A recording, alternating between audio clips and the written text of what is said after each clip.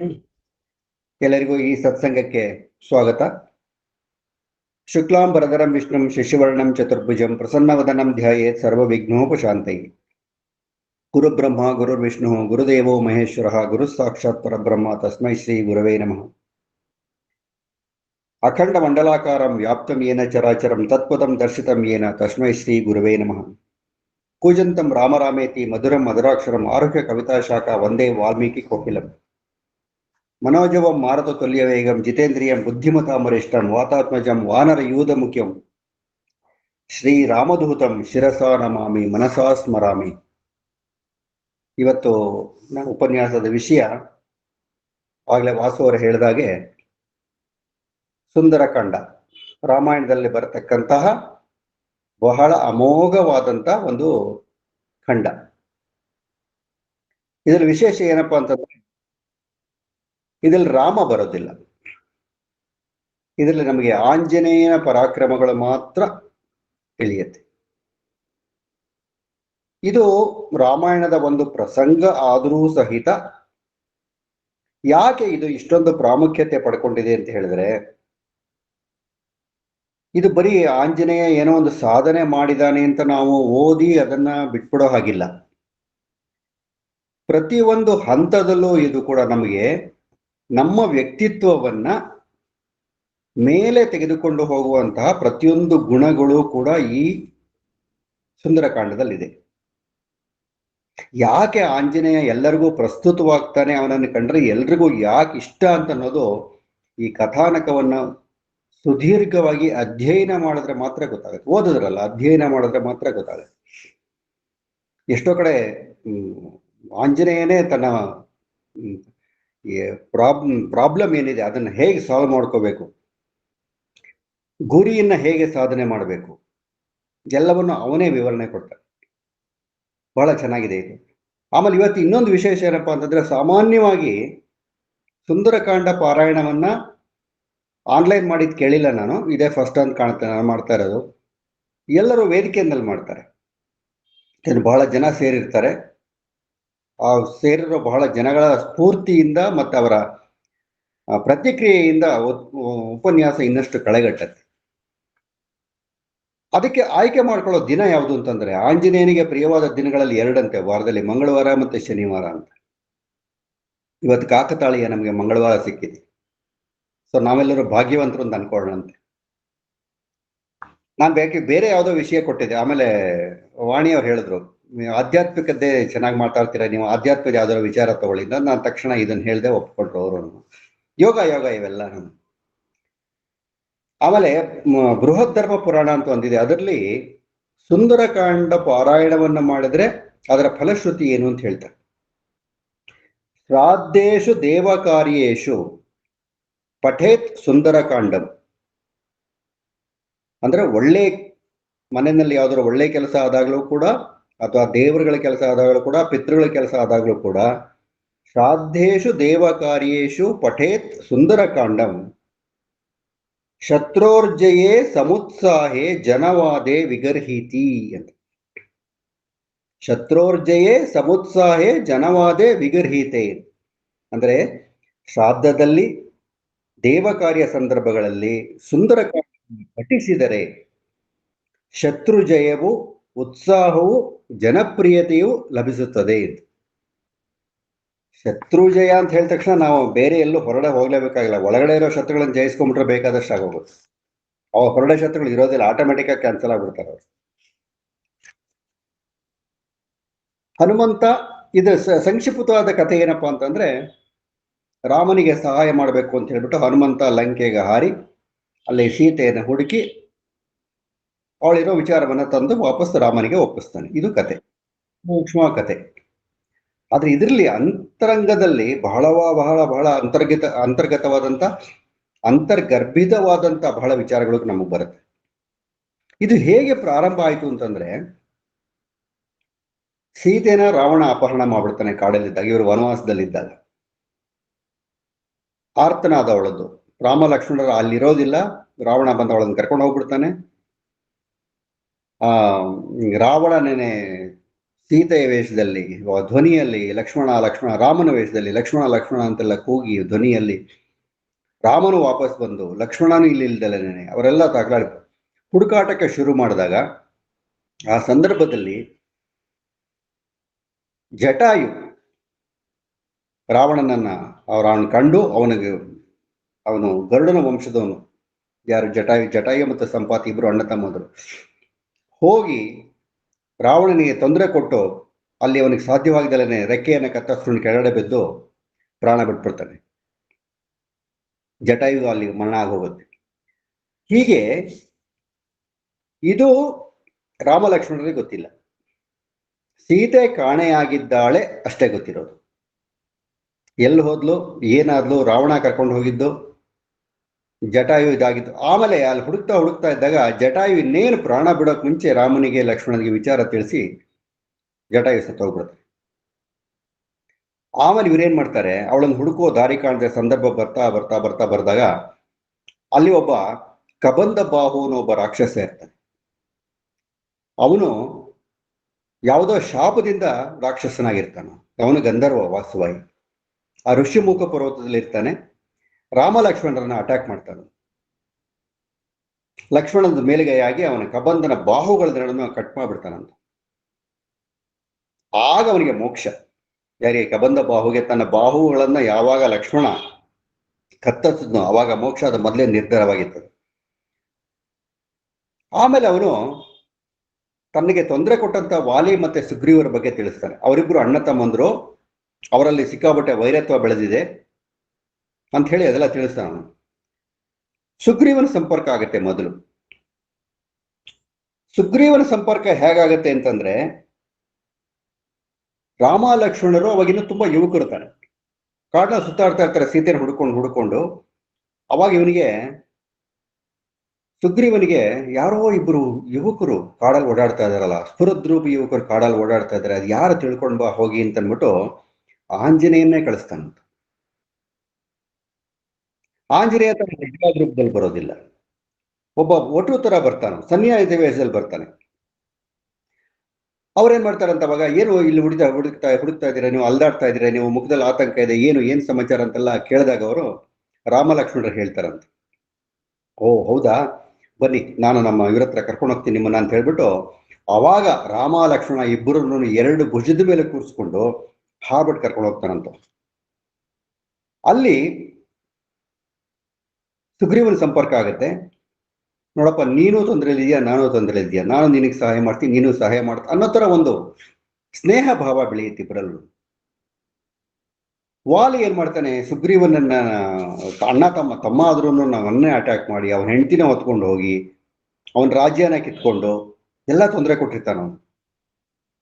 ನನಗೆ ವಾಪಸ್ ಅದೆಲ್ಲ ನನಗೆ ಕೊಡ್ಸೋದು ನಾನು ನಿನಗೆ ಸಹಾಯ ಮಾಡ್ತೀನಿ. ಇಲ್ಲಿ ಅಲ್ಲಿಗೆ ವಾಲಿಯ ವಧೆಯನ್ನ ಶ್ರೀರಾಮಚಂದ್ರ ಮಾಡ್ತಾನೆ. ಆಮೇಲೆ ಅವಳು ಹೆಣ್ಣವನು ಸುಗ್ರೀವನ ಹೆಂಡತಿ ತಾರನ ಅವಳು ವಾಪಸ್ ಕರ್ಕೊಂಡ್ ಬರ್ತಾನ. ಆಗ ಇವರಿಬ್ಬರಲ್ಲಿ ಒಂದು ಅಂಡರ್ಸ್ಟ್ಯಾಂಡಿಂಗು, ಫ್ರೆಂಡ್ಶಿಪ್ಪು, ಜೊತೆಗೆ ಒಂದು ಐಕ್ಯಮತ್ಯ, ಮೈಂಡ್ ಮ್ಯಾಚ್ ಆಗತ್ತೆ ಇಬ್ಬರದು. ಸೊ ಹಾಗಾಗಿ ಅವನೇನ್ ಮಾಡ್ತಾನೆ, ಸುಗ್ರೀವ ನಾನು ನಿನಗೆ ಸಹಾಯ ಮಾಡ್ತೀನಿ ಬಾಪ ಹಾಗೆ ಅಂತ. ಏನು ಮಾಡ್ಬೇಕು ಯೋಚನೆ ಮಾಡೋಣಂತೆ. ಈಗ ಸೀತೆ ಎಲ್ಲಿದ್ರೆ ಹುಡುಕ್ಬೇಕಲ್ಲ ಫಸ್ಟ್. ಜಟಾಯು ಅಲ್ಲಿ ರೆಕ್ಕೆ ಕಟ್ಕೊಂಡ್ಬಿಟ್ಟು ಸತ್ತೋಗ್ಬಿಟ್ಟ ಅವನು. ಮುಂದಿನ ಸಮಾಚಾರ ಏನು, ಯಾವ ಕಡೆ ಹೋದ ಅವನು, ಏನು ಹಾಗೆ ಅಂತ ಅನ್ನೋದು. ಇದ್ರ ಹಿನ್ನೆಲೆಯಲ್ಲಿ ಇನ್ನೊಂದು ಸಣ್ಣ ಕಥೆ ಇದೆ. ಜಟಾಯು ಮತ್ತೆ ಸಂಪಾತಿ ಇಬ್ರು ಅಣ್ಣ ತಮ್ಮಂದರು, ಗರುಡನ ವಂಶದವರು. ಇಬ್ರು ಜೊತೆನಲ್ಲೇ ಇರ್ತಾರೆ. ಏನಪ್ಪಾ ಅಂದ್ರೆ ಇಬ್ರಿಗೂ ಸಾಮರ್ಥ್ಯ ಹೆಚ್ಚು. ನಾನು ಇದು ಮಾಡಿದ್ರೆ ನೀ ಮಾಡ್ತೀನಿ ನೋಡು, ನೀ ಅದು ಮಾಡಿದ್ಯಾ ನಾ ಇದು ಮಾಡ್ತೀನಿ ನೋಡು, ನಾನು ನಿನಗಿಂತ ಗ್ರೇಟ್, ನಾನು ನಿನಗಿಂತ ಒಬ್ರಿಗೊಬ್ರು ಶಕ್ತಿ ಸಾಮರ್ಥ್ಯವನ್ನ ತೋರಿಸೋದ್ರಲ್ಲಿ ಪ್ರಾವೀಣ್ಯತೆ ಪಡೆದಿರ್ತಾರೆ. ಇಂಥ ಸಂದರ್ಭದಲ್ಲಿ ಒಂದ್ಸರಿ ಏನಾಗತ್ತೆ ಅಂದ್ರೆ, ಯಾರು ಭೂಮಿಯಿಂದ ಮೇಲಕ್ಕೆ ಹೆಚ್ಚೆ ದೂರ ನೆಗಿತಾರೆ ನೋಡೋಣಂತೆ ಅಂತ ಇಬ್ರು ನೆಗಿತಾರೆ. ಇಬ್ರದು ಒಂದೇ ವೇಗ, ಒಂದೇ ಇದು ಶಕ್ತಿ ಸಾಮರ್ಥ್ಯ ಅಂತ ಹೇಳ್ತೀವಲ್ಲ, ಪ್ಯಾರಲ ಹೋಗ್ತಾ ಇದ್ರೆ ಸ್ವಲ್ಪ ದೂರ ಹೋದ್ಮೇಲೆ ಸಂಪಾತಿದು ಅಣ್ಣಂದು ಸ್ವಲ್ಪ ಇದು ಕಡಿಮೆ ಆಯ್ತು. ಜಟಾಯು ಮುಂದೆ ಮುಂದೆ ಮುಂದೆ ಮುಂದೆ ಮುಂದೆ ಹೋಗಿ ಎಷ್ಟು ಮುಂದೆ ಹೋದ ಅಂದ್ರೆ ಸೂರ್ಯಮಂಡಲಕ್ಕೆ ಪ್ರವೇಶ ಮಾಡ್ಬಿಟ್ಟಂತ. ಈಗ ನಮಗೆ ಇಲ್ಲೇ ಸೆಕೆ ತಡ್ಕೊಳಕ್ಕಾಗಲ್ಲ. ಸೂರ್ಯಮಂಡಲದಲ್ಲಿ ಯಾವ ಪಾಟಿ ಸೆಕೆ ಇರಬೇಕು, ಎಷ್ಟು ಬಿಸಿಲಿರಬೇಕು, ಎಷ್ಟು ತಾಪಮಾನ ಇರಬೇಕು. ಸಂಪಾತಿನೂ ಹೋದ ಹಿಂದೆ. ಯಾವಾಗ ಜಟಾಯು ಮುಂದೆ ಹೋಗಿದ್ದ, ಅವನಲ್ಲಿ ಇಳಿದ ತಕ್ಷಣ ಆ ಸೂರ್ಯನ ತಾಪಕ್ಕೆ ಅವನ ರೆಕ್ಕೆಗಳು ಸುಡೋದಕ್ಕೆ ಪ್ರಾರಂಭ ಆಯ್ತಂತೆ. ತಕ್ಷಣ ಏನ್ ಮಾಡ್ತಾನೆ ಇವನು ಅಣ್ಣ, ತಮ್ಮನನ್ನ ಬಚಾವ್ ಮಾಡ್ಬೇಕು ಅಂತ ಹೇಳ್ಬಿಟ್ಟು ತಾನು ಅವನಿಗೆ ಅಡ್ಡ ಬಂದು ನಿಂತ್ಕೊಳ್ತಾನೆ. ತನ್ನ ರೆಕ್ಕೆಗಳನ್ನೆಲ್ಲ ದೊಡ್ಡಾಗಿ ತೆಗೆದು ಬಂದು ಮುಂದೆ ನಿಂತ್ಕೊಳ್ತಾನೆ. ಅದರಿಂದ ಜಟಾಯು ಕಾಪಾಡ್ಕೊಳ್ತಾನೆ. ಆದ್ರೆ ಇವನ್ ರೆಕ್ಕೆಗಳು ಎರಡು ಸುಟ್ಟೋಗ್ಬಿಟ್ಟು ಕಂಪ್ಲೀಟ್ ಆಗಿ ಸುಟ್ಟೋಗಿ ಅಲ್ಲಿಂದ ಒಂದೇ ನೆಗೆತಕ್ಕೆ ಭೂಮಿ ಬಿದ್ದೋಗ್ತಾನೆ. ಯಾರೋ ಸಂಪಾತಿ ಬಿದ್ದೋಗ್ತಾನೆ. ಜಟಾಯು ವಾಪಸ್ ಬರ್ತಾನೆ. ಜಟಾಯು ವಾಪಸ್ ಬರುವಾಗ ಎಲ್ಲಿ ಹೋದ ನೀವು ಅಣ್ಣ ಎಲ್ಲಿ ಹೋದ, ಅಣ್ಣ ಎಲ್ಲಿ ಹೋದ ಅಂತ ಹುಡುಕೊಂಡು ವಾಪಸ್ ಬರ್ತಾ ಇರ್ಬೇಕಾದ್ರೆ ರಾವಣ ಸೀತೆಯನ್ನು ಎತ್ಕೊಂಡು ಹೋಗ್ತಾ ಇದ್ದ ಪುಷ್ಪಕ ವಿಮಾನದಲ್ಲಿ. ಇವನು ಅಲ್ಲಿ ಹೋಗಿ ಅವನನ್ನು ಅಟ್ಯಾಕ್ ಮಾಡಿ ತನ್ನ ರೆಕ್ಕೆಗಳು ಕಳ್ಕೊಂಡು ಅಲ್ಲಿ ಪ್ರಾಣ ಬಿಡ್ತಾನೆ. ಹಾಗಾಗಿ ಸಂಪಾತಿ ಮತ್ತೆ ಜಟಾಯು ಅಣ್ಣ ತಮ್ಮಂದಿರು ಆಮೇಲೆ ಭೇಟಿ ಆಗೋದೇ ಇಲ್ಲ. ಸಂಪಾತಿ ಕೆಳಗಡೆ ಬಿದ್ದೋಗ್ತಾನೆ. ಋಷ್ಯಮುಖ ಪರ್ವತದಲ್ಲಿ ಕೆಳಗಡೆ ಬಿದ್ದೋಗ್ತಾನ. ಬಿದ್ದೋದ್ರೆ ಎಲ್ಲೂ ಗೊತ್ತಾಗೋದಿಲ್ಲ ಅವ್ರು ಎಲ್ಲಿ ಹೋಗ್ಬೇಕು ಏನ್ ಮಾಡ್ಬೇಕು ಅಂತ ಅಂದ್ಬಿಟ್ಟು. ವಿಂಗ್ಸ್ ಇದ್ದಾಗ ಹಾರಾಡ್ಕೊಂಡಿದ್ದ. ಆ ಕಾಲಲ್ಲಿ ಎಷ್ಟು ಅಂತ ನಡೆಯೋದಕ್ಕಾಗತ್ತೆ? ನಡೆಯಕ್ಕಾಗೋದಿಲ್ಲ. ಅವನು ಯಾವ ಫೋರ್ಸ್ ಅಲ್ಲಿ ಬಿದ್ದ ಅಂತಂದ್ರೆ ಭೂಮಿಯ ಗುರುತ್ವಾಕರ್ಷಣೆಗೆ ಬಂದ ತಕ್ಷಣನೇ ಈ ಕಡೆ ಮರಕ್ಕೊಂದ್ಸರಿ ಡಿಕ್ಕಿ, ಆ ಕಡೆ ಮರಕ್ಕೊಂದ್ಸರಿ ಡಿಕ್ಕಿ, ಇಲ್ಲೊಂದ್ ಕಡೆ ಡಿಕ್ಕಿ ಹೊಡ್ಕೊಂಡು ಯಾವುದೋ ಒಂದು ಮರದ ಬುಡದಲ್ಲಿ ಬಿದ್ದೋಗ್ತಾನೆ. ಜ್ಞಾನ ತಪ್ಪೋಗುತ್ತ. ಎಚ್ಚರ ಆದಾಗ ಎಷ್ಟೋ ವರ್ಷಗಳಾಗೋಗಿರುತ್ತೆ. 100 ವರ್ಷನೋ 1000 ವರ್ಷನೋ ಎಷ್ಟೋ ಗೊತ್ತಿಲ್ಲ ಆಗಿನ ಲೆಕ್ಕದಲ್ಲಿ. ಎಚ್ಚರ ಆದಾಗ ಯಾರೋ ಒಬ್ಬರು ಋಷಿಗಳು ಅವನನ್ನು ಕಾಪಾಡಿರ್ತಾರೆ.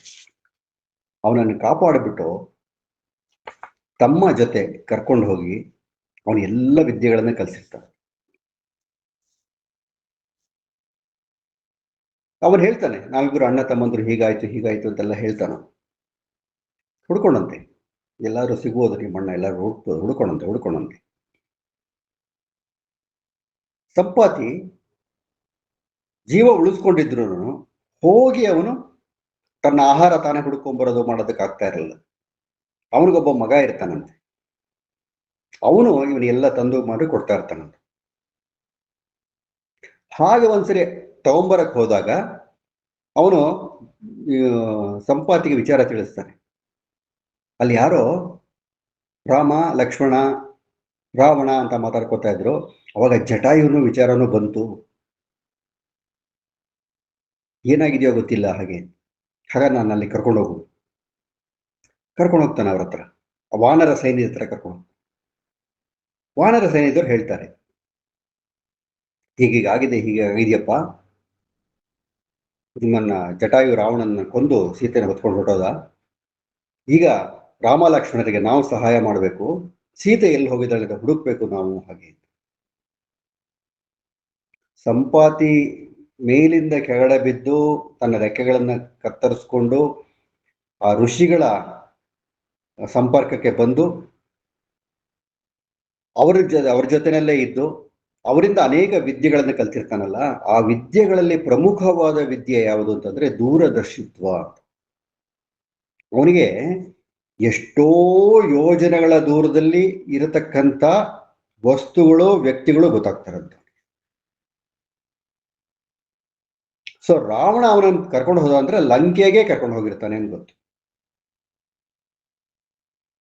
ಸೊ ಇವನೇನ್ ಮಾಡ್ತಾನೆ, ಸಂಪಾತಿ ತನ್ನ ದೂರದರ್ಶಿತ್ವದಿಂದ ಲಂಕೆಯಲ್ಲಿ ಸೀತೆ ಎಲ್ಲಿದ್ದಾಳೆ ಅನ್ನೋದನ್ನ ಪತ್ತೆ ಮಾಡ್ತಾನೆ. ಪತ್ತೆ ಮಾಡಿದಾಗ ಅವನು ಹೇಳ್ತಾನೆ, ಇಂಥ ಕಡೆ ಇದ್ದಾಳವಳು, ಯಾರಾದ್ರೂ ಹೋಗಿ ಕರ್ಕೊಂಬನ್ನಿ ಅವನನ್ನ. ಆಗ ಸುಗ್ರೀವ ಏನ್ ಮಾಡ್ತಾನೆ, ಒಂದು ವಾನರ ಸೈನ್ಯನೇ ಕಳಿಸ್ಬಿಡೋಣಂತೆ. ಆಗ ಮತ್ತೆ ಒಂದು ಚರ್ಚೆ ನಡೆದು ಇಡೀ ಸೈನ್ಯವನ್ನು ಕಳಿಸಿದ್ರೆ ಪ್ರಯೋಜನ ಆಗೋದಿಲ್ಲ, ಸಮರ್ಥರಾದವರು ಒಬ್ರು ಬೇಕು. ಯಾರಿಗೆ ನಾವು ಈ ಕೆಲಸವನ್ನು ವಹಿಸಿದ್ರೆ ಅವರು ಒಂದು ಚೂರು ಲೋಪ ಇಲ್ಲದೆ ಮಾಡ್ಕೊಂಡು ವಾಪಸ್ ಬರ್ತಾರೋ ಅಂಥವ್ರು ನಮಗೆ ಬೇಕು. ಹಾಗೆ ಆಗ ಸುಗ್ರೀವನಿಗೆ ಅನಿಸಿದ್ದು ಆಂಜನೇಯನೇ ಸಮರ್ಥನಾದವನು. ಆಂಜನೇಯನ ಕಳಿಸ್ಕೊಡ್ತಾರೆ. ಆಂಜನೇಯ ಆಯ್ತು ನಾನು ನೋಡ್ಕೊಂಡ್ ಬರ್ತೀನಿ, ಖುಷಿಯಾಗಿ ಹೊರಡ್ತಾರೆ. ಇಲ್ಲಿ ನಮಗೆ ಪ್ರಮುಖವಾದ ಅಂಶ ಏನು ಅಂತಂದ್ರೆ, ನಾವು ತಿಳ್ಕೊಳ್ಬೇಕು, ನಮ್ಮ ಮೇಲೆ ಯಾರಾದರೂ ಭರವಸೆ ಇಟ್ಟು ನಿಮ್ಮಿಂದ ಈ ಕೆಲಸ ಆಗತ್ತೆ, ನೀವು ದಯವಿಟ್ಟು ಇದನ್ನು ಮಾಡಬೇಕು ಅಂತಂದಾಗ ನಾವು ಹಿಂದಕ್ಕೆ ಹೋಗ್ಬಾರ್ದು. ಅವರು ನಮ್ಮ ಮೇಲೆ ಇಟ್ಟ ಭರವಸೆಯನ್ನ, ನಂಬಿಕೆಯನ್ನ ಗಟ್ಟಿಗೊಳಿಸ್ಬೇಕು. ಯಾಕಂದ್ರೆ ಯಾರು ನಮ್ಗೊಂದು ಕೆಲಸ ವಹಿಸ್ಬೇಕಾದ್ರೆ ನಮ್ಗೆ ಅಸಾಧ್ಯವಾದದ್ದೇನು ವಹಿಸಿರೋದಿಲ್ಲ, ನಮ್ಮ ಸಾಮರ್ಥ್ಯ ನೋಡ್ಕೊಂಡೇ ಹೇಳಿರ್ತಾರ. ಸೊ ಹಾಗಾಗಿ ನಾವು ನಮ್ಮ ಇರತಕ್ಕಂತ ಸಾಮರ್ಥ್ಯವನ್ನೆಲ್ಲ ಪ್ರಯೋಗ ಮಾಡಿ ಅವರು ಹೇಳಿದಂತ ಕೆಲಸವನ್ನು ಮಾಡಿ ಸಾರ್ಥಕಗೊಳಿಸ್ಬೇಕು. ಹಾಗೆ ಆಂಜನೇಯ ಎಷ್ಟು ಉತ್ಸಾಹದಿಂದ ಹಾರತಾನೆ ಮೊದಲಿಗೆ ಅಂತ ಎಲ್ರಿಗೂ ನಮಸ್ಕಾರ ಮಾಡ್ಬಿಟ್ಟು ಹೊರಡ್ತಾನಲ್ಲಿ. ನಾವು ಕಾನ್ಫಿಡೆನ್ಸ್ ಇಟ್ಕೊಂಡು ಹೌದು ಕೆಲಸ ಸಾಧನೆ ಮಾಡ್ಕೊಂಡೇ ಹಿಂದಕ್ಕೆ ಬರೋದು ನಾನು ಅನ್ನೋ ಆತ್ಮವಿಶ್ವಾಸ ಇಟ್ಕೊಂಡು ಹೇಗಾದ್ರೂ ಮಾಡಿ ನಾನು ಸೀತೆಯನ್ನು ಪತ್ತೆ ಮಾಡ್ತೀನಿ. ಹಾಗೆ ಅವನು ಹೆಂಗ್ ಹೊರಡ್ತಾನೆ ಹಾಗೆ ಅಂತ ಹೇಳಿದ್ರೆ, ಆ ನೆಲದ ಮೇಲೆ ಒಂದ್ಸರಿ ಅವನು ತನ್ನ ಕಾಲುಗಳನ್ನ ಬಲವಾಗಿ ಮೀಟಿದ ತಕ್ಷಣನೇ ನಭೋಮಂಡಲಕ್ಕೆ ಜಗದು ಬಿಡ್ತಾನೆ. ಶ್ರೀರಾಮಚಂದ್ರನು ಬಿಟ್ಟ ಬಾಣದ ಹಾಗೆ ವಾಯು ವೇಗದಿಂದ ಹಾರಿ ರಾವಣ ಪಾಲಿತ ಲಂಕೆಯನ್ನು ತಲುಪುತ್ತವೆ. ಅಲ್ಲಿ ಜನಕನಂದಿನಿ ಸೀತೆ ಕಾಣದಿದ್ರೆ ಅದೇ ವೇಗದಲ್ಲಿ ಸ್ವರ್ಗಲೋಕವನ್ನು ತಲುಪುವೆ. ಅಲ್ಲವಳು ಕಾಣದಿದ್ರೆ ಸ್ವರ್ಗಲೋಕ ಹೊರಟೋಗ್ತೀನಿ. ಒಂದು ವೇಳೆ ಇಷ್ಟೆಲ್ಲಾ ಕಷ್ಟಪಟ್ಟರು ಸೀತೆಯ ದರ್ಶನ ಲಭ್ಯವಾಗದಿದ್ರೆ ರಾಕ್ಷಸ ರಾಜ ರಾವಣನನ್ನೇ ಕಟ್ಟಿ ಕರ್ಕೊಂಡ್ಬಂದ್ಬಿಡ್ತೀನಿ. ಹೀಗೆ ಪ್ರತಿ ಒಂದು ಸ್ಟೆಪ್ಪಲ್ಲೂ ನನ್ನ ಶಕ್ತಿಯ ಸಾಮರ್ಥ್ಯಗಳನ್ನ ಪ್ರಯೋಗಿಸಿ ಸೀತೆಯನ್ನ ಖಂಡಿತ ಕರ್ಕೊಂಡ್ಬರ್ತೀನಿ. ಒಬ್ಬ ವ್ಯಕ್ತಿ ಇಷ್ಟು ಸಾಮರ್ಥ್ಯದಿಂದ ಪ್ರಕೃತಿಯಲ್ಲಿ ಓಡಾಡಿದ್ರೆ ಪ್ರಕೃತಿಯಲ್ಲಿ ಏನಾಗತ್ತೆ? ಹನುಮಂತನ ಶರೀರದ ಬೀಸಿದ ಗಾಳಿ ಮರಗಳನ್ನೆಲ್ಲ ಅಲ್ಲಾಡ್ಸಿ ಹಾಕ್ಬಿಡುತ್ತೆ. ಆ ಮರದಲ್ಲಿ ಅನೇಕ ಹೂಗಳೆಲ್ಲ ಸಮುದ್ರದಲ್ಲಿ ಬಿದ್ದು ಹೋಗ್ಬಿಡುತ್ತಂತೆ. ಆಮೇಲೆ ಹನುಮಂತ ಮೇಲೆ ಹಾರ್ತಾ ಇದ್ದಾಗೆ ಅವನ ನೆರಳು ಭೂಮಿ ಮೇಲೆ, ಸಮುದ್ರದ ನೀರಿನ ಮೇಲೆಲ್ಲ ಬೀಳ್ತಾ ಇತ್ತು. ಅವನ ಆಕಾಶದಲ್ಲಿ ಹಾಗೆ ಹಾರ್ತಾ ಇದ್ರೆ ಇಲ್ಲಿ ಕೆಳಗಡೆ ನಿಂತ್ಕೊಂಡು ನೋಡಿದವ್ರಿಗೆ ಹೇಗ್ ಕಾಣಿಸ್ತಾ ಇತ್ತಪ್ಪ ಅದು ಅಂದ್ರೆ, ಯಾವುದೋ ಒಂದು ಬೆಟ್ಟನೇ ಹಾರಕ್ ಹೋಗ್ತಾ ಇದೆ, ತೇಲ್ಕೊಂಡು ಹೋಗ್ತಾ ಇದೆ, ಒಂದ್ ಬೆಟ್ಟನೇ ತೇಲ್ಕೊಂಡು ಹೋಗ್ತಾ ಇದೆ.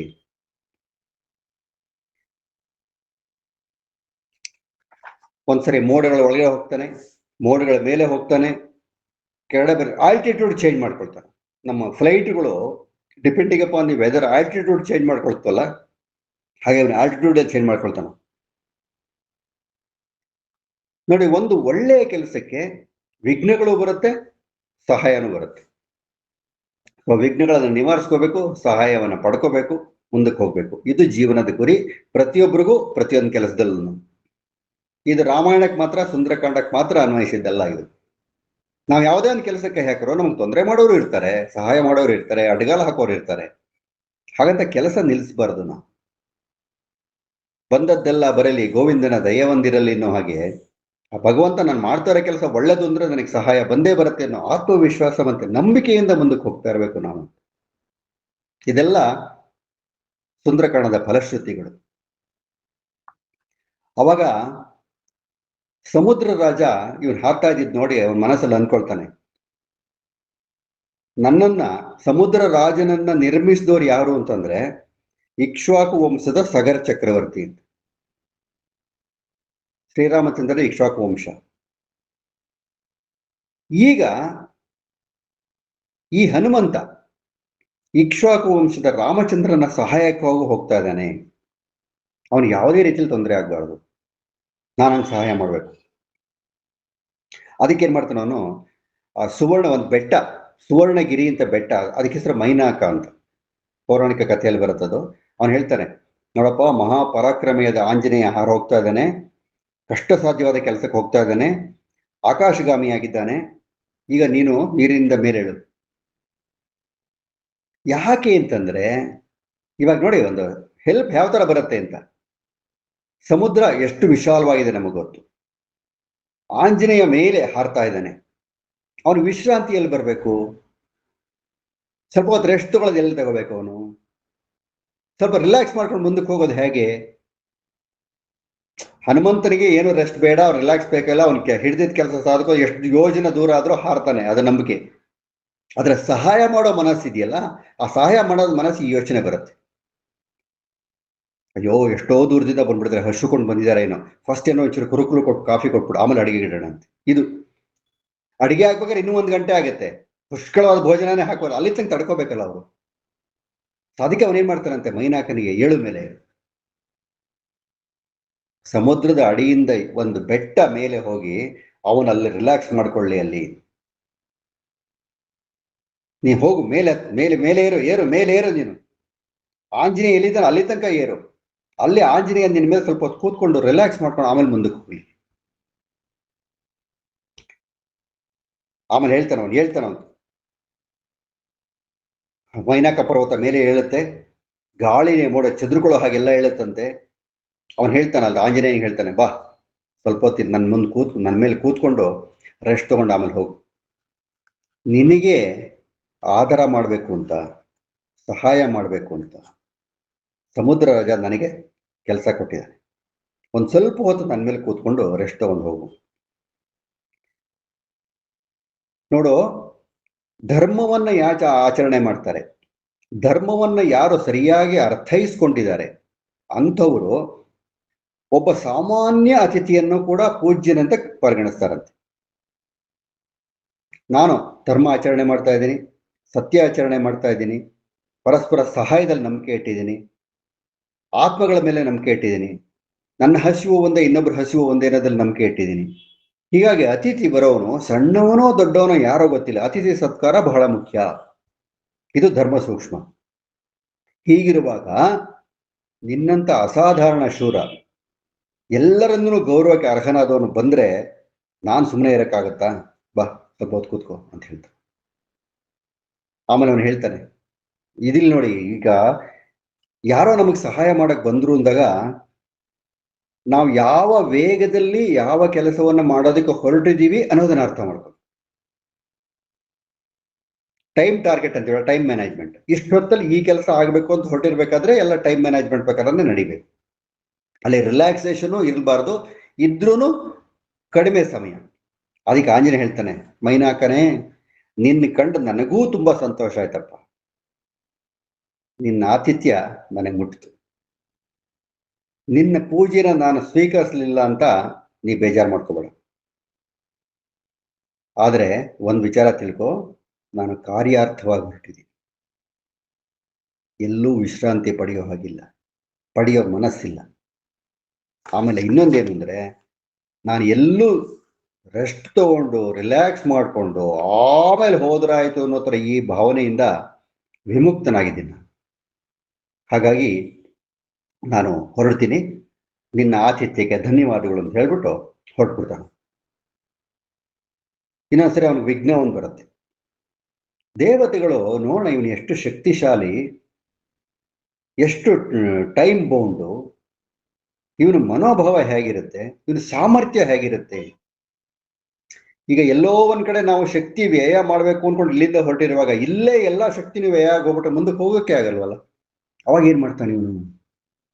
ಸೊ ಆಂಜನೇಯನಲ್ಲಿ ಎಷ್ಟು ಶಕ್ತಿ ಸಾಮರ್ಥ್ಯಗಳು ಇದೆ ಅನ್ನೋದನ್ನ ಪರೀಕ್ಷೆ ಮಾಡೋಣ ಅಂತ ಹೇಳ್ಬಿಟ್ಟು ಅವ್ರು ಏನ್ ಮಾಡ್ತಾರೆ, ಒಬ್ಬಳನ್ನ ತುಂಬಾ ವಿಕಾರವಾಗಿರೋ ಒಬ್ಬಳು ರಾಕ್ಷಸಿಯನ್ನ,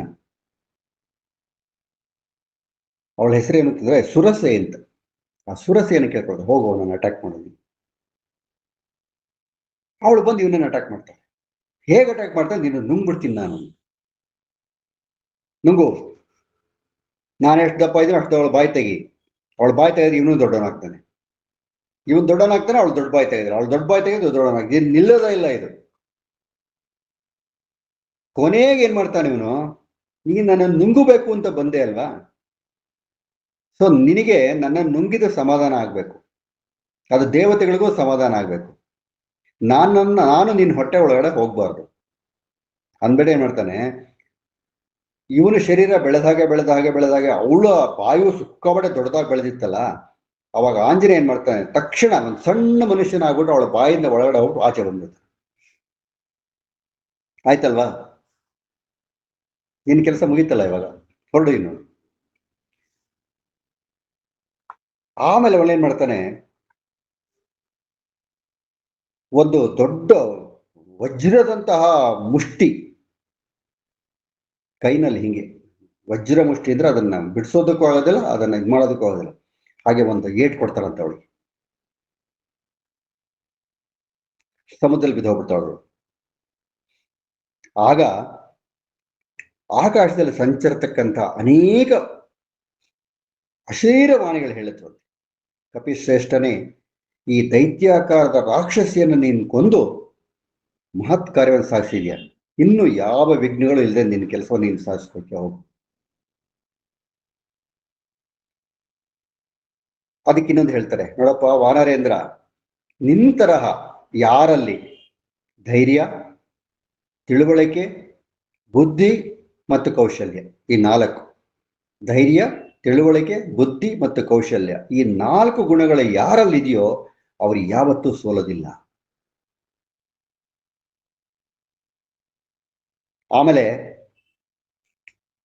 ಆಂಜನೇಯ ಒಂದ್ಸರಿ ತನ್ನನ್ನು ತಾನು ನೋಡ್ಕೊಳ್ತಾನಂತೆ, ನನ್ನ ಶರೀರ ಎಷ್ಟು ಅಗಾಧವಾಗಿ ಬೆಳೆದೋಗ್ಬಿಟ್ಟಿದ್ಯಪ್ಪ, ಅವನಿಗೆ ಆಶ್ಚರ್ಯ. ಹಾಗಾಗಿ ನಾನು ಅತಿಶಯವಾದ ವೇಗದಲ್ಲಿ ಹೋಗಬೇಕು ಅಂತಂದ್ರೆ ಇಷ್ಟು ದೊಡ್ಡ ಶರೀರ ಇಟ್ಕೊಂಡು ಹೋಗಕ್ ಸಾಧ್ಯ ಇಲ್ಲ, ನಿಧಾನಕ್ಕೆ ಹೋಗೋಣಂತೆ ಹಾರ್ಕೊಂಡು ಅವನಿಗೆ ಒಂದು ಡೈರೆಕ್ಷನ್ ಸಿಗತ್ತೆ. ಆ ಡೈರೆಕ್ಷನ್ ಮುಖಾಂತರ ಲಂಕೆಗೆ ಹೋಗ್ತಾನಂತೆ. ಅವನು ಹಾರ್ತಾ ಹೋಗುವಾಗ್ಲೇನೆ, ಲಂಕೆ ಮೇಲೇನೆ ಹಾರುವಾಗ ಅವನು ಆ ಮೇಲ್ಗಡೆಯಿಂದನೇ ನೋಡ್ತಾನೆ, ಏರಿಯಲ್ ವ್ಯೂ. ಓ, ಏನಪ್ಪ ಇದು, ನಾವು ಯಾವತ್ತೂ ಇಂಥ ನಗರವನ್ನೇ ನೋಡಿಲ್ವಲ್ಲ. ನಮ್ಮಲ್ಲಿ ಕೆಲವರೆಲ್ಲ ಮಾತಾಡುವಾಗ ಹೇಳಿದ್ರು ಇಂದ್ರನ ಅಮರಾವತಿ ಅಂತ. ಅಮರಾವತಿ ಇಂದ್ರನ ನಗರ ವೈಭವೋಪೇತವಾಗಿದೆ ಅಂತ, ಅದನ್ನು ನಾಚಿಸೋ ಹಾಗಿದೆಯಲ್ಲಪ್ಪ ಇದು ಅಂತ ಹೇಳಿ ಈ ಕಡೆ ನೋಡ್ತಾನೆ, ಆ ಕಡೆ ನೋಡ್ತಾನೆ, ಎಲ್ಲೆಲ್ಲಿ ನೋಡ್ಬೇಕು ಅಂತ ಗೊತ್ತಾಗೋದಿಲ್ಲ ಅವನಿಗೆ. ಅಷ್ಟು ಖುಷಿ.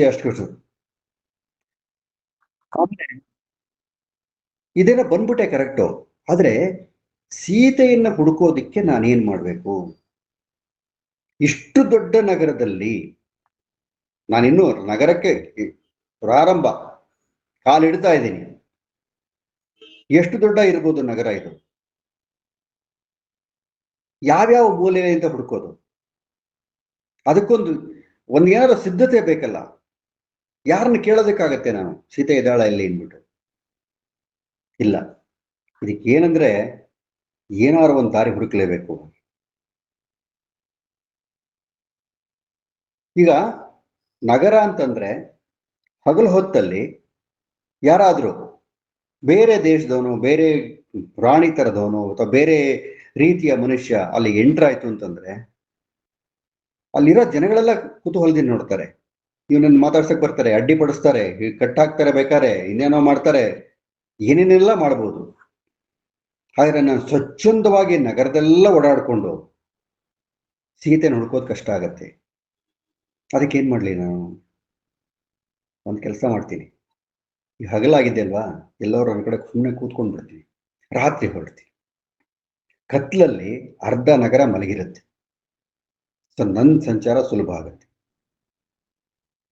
ಅವನು ರಸ್ತೆಯಲ್ಲಿ ನಡ್ಕೊಂಡು ಹೋಗಿ ಹುಡುಕ್ಬೇಕು ಅಂತಿಲ್ಲ, ಹಾರ್ಕೊಂಡು ಹೋಗ್ಬೋದು, ಇಲ್ಲಿಂದ ಅಲ್ಲಿಗೆ, ಅಲ್ಲಿಂದ ಇಲ್ಲಿ, ಇಲ್ಲಿಂದ ಹಾರ್ಕೊಂಡು ಹೋಗ್ಬಿಟ್ಟು ಹುಡುಕ್ಬೋದು ಅವನು. ಆಮೇಲೆ ರಾತ್ರಿ ವೇಳೆನಲ್ಲಿ ನಾನು ಇನ್ನೂ ಸ್ವಲ್ಪ ನನ್ನ ಶರೀರವನ್ನು ಕುಗ್ಗಿಸ್ಕೊಂಡು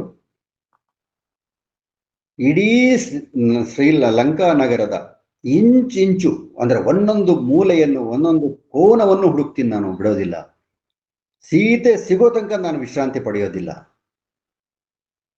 ಸೀತೆ ನೋಡಿಲ್ಲ ಅವನು, ಎಷ್ಟು ಕಾನ್ಫಿಡೆಂಟ್ ಆಗಿ ಹೊರಟಿದ್ದಾನೆ ಹುಡುಕೋದಿಕ್ ನೋಡಿ ಅವನು. ಸೀತೆಯ ಸ್ವರೂಪವನ್ನ ರಾಮ ಲಕ್ಷ್ಮಣರು ಅವನಿಗೆ ವಿವರಿಸಿದ್ದಷ್ಟೇ, ಹೀಗಿದ್ದಾಳೆ ಹೀಗಿದ್ದಾಳೆ ಹೀಗಿದ್ದಾಳೆ. ಇವಾಗಿನ ತರ ಮೊಬೈಲ್ ಅಲ್ಲಿ ಒಂದು ಫೋಟೋ ಕಳಿಸ್ಬಿಡು, ಒಂದು ಇದು ಕೊಟ್ಬಿಡು, ಏನಿಲ್ಲ ಆ ತರ ಅವಾಗ. ಎಲ್ಲ ಅವನ ರಾಮಚಂದ್ರ ಏನೇನು ಹೇಳಿದೆ ಎಲ್ಲ ನಮ್ಮ ಮನಸ್ಸಲ್ಲಿ ಇಟ್ಕೊಂಡಿದ್ದ ಅವನು. ಲಂಕಾ ವೈಭವವನ್ನು ನೋಡಿ ಅವನು ಬಹಳ ಸುಸ್ತಾಗ್ಬಿಟ್ಟ. ಏನಿಷ್ಟು ಚೆನ್ನಾಗಿದೆಯಾ ಅಂತಲ್ಲ, ಇಷ್ಟು ಚೆನ್ನಾಗಿದೆಯಲ್ಲ ಹಾಗೆ ಅಂತ. ಆಮೇಲೆ ಅಲ್ಲಿ ನೋಡುವಾಗ ರಾತ್ರಿ ಹೊತ್ತಲ್ಲಿ ರಾಜಭಟರು ನಗರವನ್ನು ಕಾಯ್ತಾರೆ. ಈಗ ಕೆಲವು ಕಡೆ ಪೊಲೀಸ್ ಪಹರೆ ಇರುತ್ತಲ್ಲ, ಆ ಥರ ಆಗಿನ ಕಾಲದಲ್ಲಿ ಒಂದೊಂದು ಬೀದಿಗೆ ಒಬ್ಬೊಬ್ಬ ರಾಜಭಟ್ರು ಇದು ಕತ್ತಿ ಗುರಾಣಿ ಇಟ್ಕೊಂಡು ಓಡಾಡ್ತಾರೆ. ಓಹೋ, ಇವರೆಲ್ಲ ಇಲ್ಲಿದಾರಲ್ಲ ಹಾಗೆ ಅಂತ. ಸ್ವಲ್ಪ ದೂರ ಹೋದ ತಕ್ಷಣ ಯಾವುದೋ ಒಂದು ಹೆಣ್ಣಿನ ರೂಪ ಅವನ ಮುಂದೆ ಬಂತಂತೆ, ಆಂಜನೇಯನ ಮುಂದೆ ಬಂತಂತೆ. ಏಯ್ ಕಾಡು ಕಪಿ, ಯಾರು ನೀನು? ಯಾತಕ್ಕೆ ಇಲ್ಲಿ ಬಂದಿದೀಯಾ? ಯಾತಕ್ಕೆ ಬಂದಿದೀಯ ಹೇಳು. ರಾವಣನ ಸೈನ್ಯ ಎಲ್ಲಾ ತರದಲ್ಲೂ ಇಲ್ಲಿ ನನ್ನ ಲಂಕೆಯನ್ನು ರಕ್ಷಿಸ್ತಾ ಇದೆ, ನೀನ್ ಇಲ್ಲಿ ಬಂದು ಏನ್ ಮಾಡ್ತಾ ಇದ್ದೀಯ? ಅದಕ್ಕೆ ಇವನು ಕೇಳ್ತಾನೆ, ನಾನು ಯಾರಾದ್ರೂ ಆಗ್ಲಿ, ನೀನ್ ಯಾರು ಹೇಳೋ? ನೀನೊಂದು ಹೆಣ್ಣು ಬಂದು ನನ್ನನ್ನು ಇಷ್ಟು ಪ್ರಶ್ನೆ ಮಾಡ್ತಾ ಇದೆಯಲ್ಲ. ಅವಾಗ ಅವಳು ಹೇಳ್ತಾಳೆ, ನಾನು ರಾವಣನ ಆಜ್ಞೆಯಂತೆ ರಾತ್ರಿ ಹೊತ್ತಲ್ಲೇ ಇಡೀ ನಗರವನ್ನ ಕಾಯ್ತಾ ಇರ್ತೀನಿ. ಯಾವುದೇ ಮೂಲೆ ಆಗ್ಲಿ ಹೊಸಬರು ಬಂದ್ರೆ ನನಗೆ ಗೊತ್ತಾಗ್ಬಿಡುತ್ತೆ. ನನ್ನನ್ನು ಉಲ್ಲಂಘಿಸಿ ಯಾರು ಹೋಗೋಕ್ಕಾಗೋದಿಲ್ಲ ಮುಂದಕ್ಕೆ. ಆದ್ರಿಂದ ನಾನೇ ಲಂಕೆ ಇವಾಗ. ಓ ಹೌದಾ, ಕೂಲ್ ಆಗ್ಬಿಡ್ತಾನೆ ಅವಾಗ. ಓ ಹೌದಾ, ನಾನು ಈ ಲಂಕೆ ಇದೆಯಲ್ಲ, ಈ ಅರಮನೆ ಪ್ರಾಕಾರ ಕೋಟೆ ಎಲ್ಲ ನೋಡೋದಕ್ಕೆ ಆಸೆ ಆಯ್ತು, ಅದಕ್ಕೆ ಬಂದಿದ್ದೀನಿ. ಆಮೇಲೆ ಸುಮ್ಮನೆ ನೋಡ್ಕೊಳ್ತೀನಿ, ಹೊರಟೋಗ್ತೀನಿ ನಾನು. ಅದಕ್ಕೆ ಅವಳು ಹೇಳ್ತಾಳೆ, ನೀನು ಈ ತರ ಬೂಟಾಟಿಕೆ ಮಾರ್ಕ್ಸೆಲ್ಲ ನಾನು ಜಗ್ಗೋದಿಲ್ಲ. ನೀನ್ ಲಂಕೆ ಒಳಗೆ ಕಾಲಿಡ್ಬೇಕು ಅಂತಂದ್ರೆ ನನ್ನನ್ನು ಸೋಲಿಸ್ಬಿಟ್ಟೆ ಕಾಲಿಡ್ಬೇಕು. ಮತ್ತೆ ಹೇಳ್ತಾನೆ ನಾನು, ಈ ಆಕಮ್ಮ ಸುಮ್ಮನೆ ಅವೆಲ್ಲ, ನಾನು ಹೇಗೆ ಬಂದೋ ಹಾಗೆ ಹೊರಟೋಗ್ತೀನಿ, ಸುಮ್ಮನೆ ನೋಡ್ಕೊಂಡು ಹೊರಟೋಗ್ತೀನಿ, ನಾನೇನು ಮಾಡ್ತೀನಿ. ನೋಡ್ತಾನ ಅವನು. ಮತ್ತೆ ಅವಳು ಗಲಾಟೆ ಮಾಡ್ಬಿಟ್ಟು ಈ ಕಪಿ ಸುಮ್ಮನಿರೋದಿಲ್ಲ ಅಂದ್ಬಿಟ್ಟು ಹೊಡಿತಾಳಂತ. ಅವಳು ಒಂದೇಟ್ ಇವನಿಗೆ ಕೊಟ್ಟ ತಕ್ಷಣ ಜೋರಾಗಿ ಒಂಥರ ಶಂಕನಾದ ಅಂತಲ್ಲ, ಆ ಥರ ಶಂಕನಾದ ಮಾಡಿ ತಾನು ಬಲವಾದ ಮುಷ್ಟಿಯಿಂದ ಒಂದೇಟ್ ಹೊಡಿತಾನಂತವಳು. ಅಷ್ಟಕ್ಕೆ ಅವಳು ಕುಸ್ತು ಬಿದ್ದು ಹೋಗ್ಬಿಡ್ತಾಳೆ. ಅವಳು ತಕ್ಷಣ ಪಶ್ಚಾತ್ತಾಪ ಆಗತ್ತೆ ಅವನಿಗೆ, ಹೆಣ್ಣಿನ ಮೇಲೆ ಕೈ ಎತ್ತ. ಅವಳು ಏನಾರು ಮಾಡ್ಕೊಳ್ಳಿ ಪರವಾಗಿಲ್ಲ, ತಪ್ಪು ಮಾಡ್ಬಿಟ್ಟೆ ನಾನು. ವಿಷಾದ, ಬಹಳ ಕರ್ಣ ಬಂದಂತೆ. ಒದೆ ತಿಂದವಳು ಲಂಕಾದೇವಿ ಸುಸ್ತಾಗ್ಬಿಟ್ಟು ಕೈ ಮುಗಿದ್ಬಿಟ್ಟು, ಪಾ ಸ್ವಲ್ಪ ಕೂಲ್ ಡೌನ್, ಪ್ರಸನ್ನನಾಗು, ನನ್ನನ್ನು ಕಾಪಾಡೋಣ. ಆಮೇಲೆ ಯಾರು ಮಹಾಬಲಶಾಲಿಗಳು ಸತ್ವಗುಣ ಪರಿಪೂರ್ಣರಾಗಿರ್ತಾರೆ ಅವರು ವೀರಪುರುಷರು, ಶಾಸ್ತ್ರಗಳ ವಿಧಿಯನ್ನ ಯಾವತ್ತೂ ಮೀರೋದಿಲ್ಲ ಅಂತ ಹೇಳ್ತಾಳಂತವಳು. ಅಂದ್ರೆ ಶಾಸ್ತ್ರಗಳು ಯಾವ ವಿಧಿಯನ್ನ ಕೊಟ್ಟಿದೆ ಅಂತಂದ್ರೆ, ಎಂಥದೇ ಬಲಾಢ್ಯ ಪುರುಷನಾದ್ರೂ, ಗಟ್ಟಿಯಾದ ವ್ಯಕ್ತಿಯಾದ್ರೂ, ಎಂಥದೇ ವ್ಯಕ್ತಿತ್ವವುಳ್ಳ ಮನುಷ್ಯನಾದ್ರೂ ಕೂಡ ಯಾವುದೇ ಹೆಣ್ಣಿನ ಮೇಲೆ ಕೈ ಎತ್ತಬಾರದು. ತನ್ನವಳು ಬೇರೆಯವಳು ಇಲ್ಲ, ಹೆಣ್ಣಿನ ಮೇಲೆ ಗಂಡಿನ ಏಟು ತಪ್ಪು ಅಂತ ಹೇಳ್ಬಿಟ್ಟು ಅವಳೊಂದು ಮಾತು ಹೇಳ್ತಾಳಂತೆ, ನೀನು ಯಾರೋ ಏನೋ ಯಾತಕ್ಕೆ ಬಂದಿದೆಯೋ ಗೊತ್ತಿಲ್ಲ ನನಗೆ, ಯಾವುದೋ ಒಂದು ಉದ್ದೇಶ ಇಟ್ಕೊಂಡು ಬಂದಿದೆಯಾ ಅಂತ ಇವಾಗ ನನಗೆ ಗೊತ್ತಾಗ್ತಾ ಇದೆ. ಆದರೆ ನೀನು ಬಂದಿರೋ ಸೂಚನೆ ನನಗೆ ಮೊದಲೇ ಸಿಕ್ಕಿತ್ತು. ಅಂದ್ರೆ ಲಂಕೆಯ ಅವಸಾನ ಸನ್ನಿಹಿತವಾಗಿದೆ. ಒಬ್ಬ ವಾನರನು ಬ್ರಹ್ಮ ಅವನಿಗೊಂದು ಕೊಟ್ಟಿರ್ತಾನೆ, ಹೇಳಿರ್ತಾನೆ, ವಿಷಯ ಹೇಳಿರ್ತಾನಂತ. ಒಬ್ಬ ವಾನರನು ತನ್ನ ಪರಾಕ್ರಮದಿಂದ ನಿನ್ನನ್ನು ಸೋಲಿಸಿದ ದಿನದಿಂದ, ಒಬ್ಬ ವಾನರನು ತನ್ನ ಪರಾಕ್ರಮದಿಂದ ನಿನ್ನನ್ನು ಸೋಲಿಸಿದ ದಿನದಿಂದ ರಾಕ್ಷಸರಿಗೆ ವಿಪತ್ತು ಕಾದಿದೆ. ಸೊ ಆ ಬ್ರಹ್ಮನ ನಿರ್ಣಯವನ್ನ ಯಾರು ಮೀರಕ್ಕಾಗೋದಿಲ್ಲ. ಸೀತೆಯೇ ಕಾರಣವಾಗಿ ರಾವಣನು ಅವನ ಸಮಸ್ತ ರಾಕ್ಷಸರು ವಿನಾಶಗೊಳ್ಳುವ ಕಾಲ ಬಂದಿದೆ. ನೀನು ಇವಾಗ ಲಂಕೆ ಪ್ರವೇಶ ಮಾಡ್ಬೋದು, ನೀನ್ ಏನ್ ಕಾರ್ಯಕ್ಕೋಸ್ಕರ ಬಂದಿದ್ಯಾ ಅದು ಮುಗಿಸ್ಬೋದು. ಯಾವಾಗ ಲಂಕಾದೇವಿಯ ಬಾಯಿಂದ ಸೀತೆ ಎನ್ನುವ ಮಾತು ಶಬ್ದ ಹೊರಗಡೆ ಬಂತೋ ಅವಾಗ ಆಂಜನೇಯನಿಗೆ ಹೆಚ್ಚು ಹೆಚ್ಚು ಕನ್ಫರ್ಮ್ ಆಯ್ತು, ಸೀತೆ ಇಲ್ಲೇ ಇದ್ದಾಳೆ. ಇವಳನ್ನೇ ಕೇಳ್ಬಿಟ್ಟು ಹೊಟ್ಟೋಗ್ಬಿಡ್ಬೋದಾಗಿತ್ತಲ್ಲ ಅವನು. ಇವನು ಹುಡುಕೋ ಕೆಲಸನೇ ಇರ್ತಾ ಇರ್ಲಿಲ್ಲ ಅವಾಗ. ನಮಗೆ ಯಾವ್ದಾರ ಒಂದು ವಿಚಾರದಲ್ಲಿ ಒಳ್ಳೆಯ ಫಲಿತಾಂಶ ಬರಬೇಕು ಅಂತಂದ್ರೆ ಅದರ ಹಿಂದಿನ ಪರಿಶ್ರಮ ಬಹಳ ಮುಖ್ಯ. ಪರಿಶ್ರಮ ಪಡದೆ ಬರೋ ಫಲಿತಾಂಶದಲ್ಲಿ ಹೆಚ್ಚು ಸ್ವಾರಸ್ಯವೂ ಇರಲ್ಲ, ರುಚಿಯೂ ಇರೋದಿಲ್ಲ, ಆಸಕ್ತಿಯೂ ಇರೋದಿಲ್ಲ.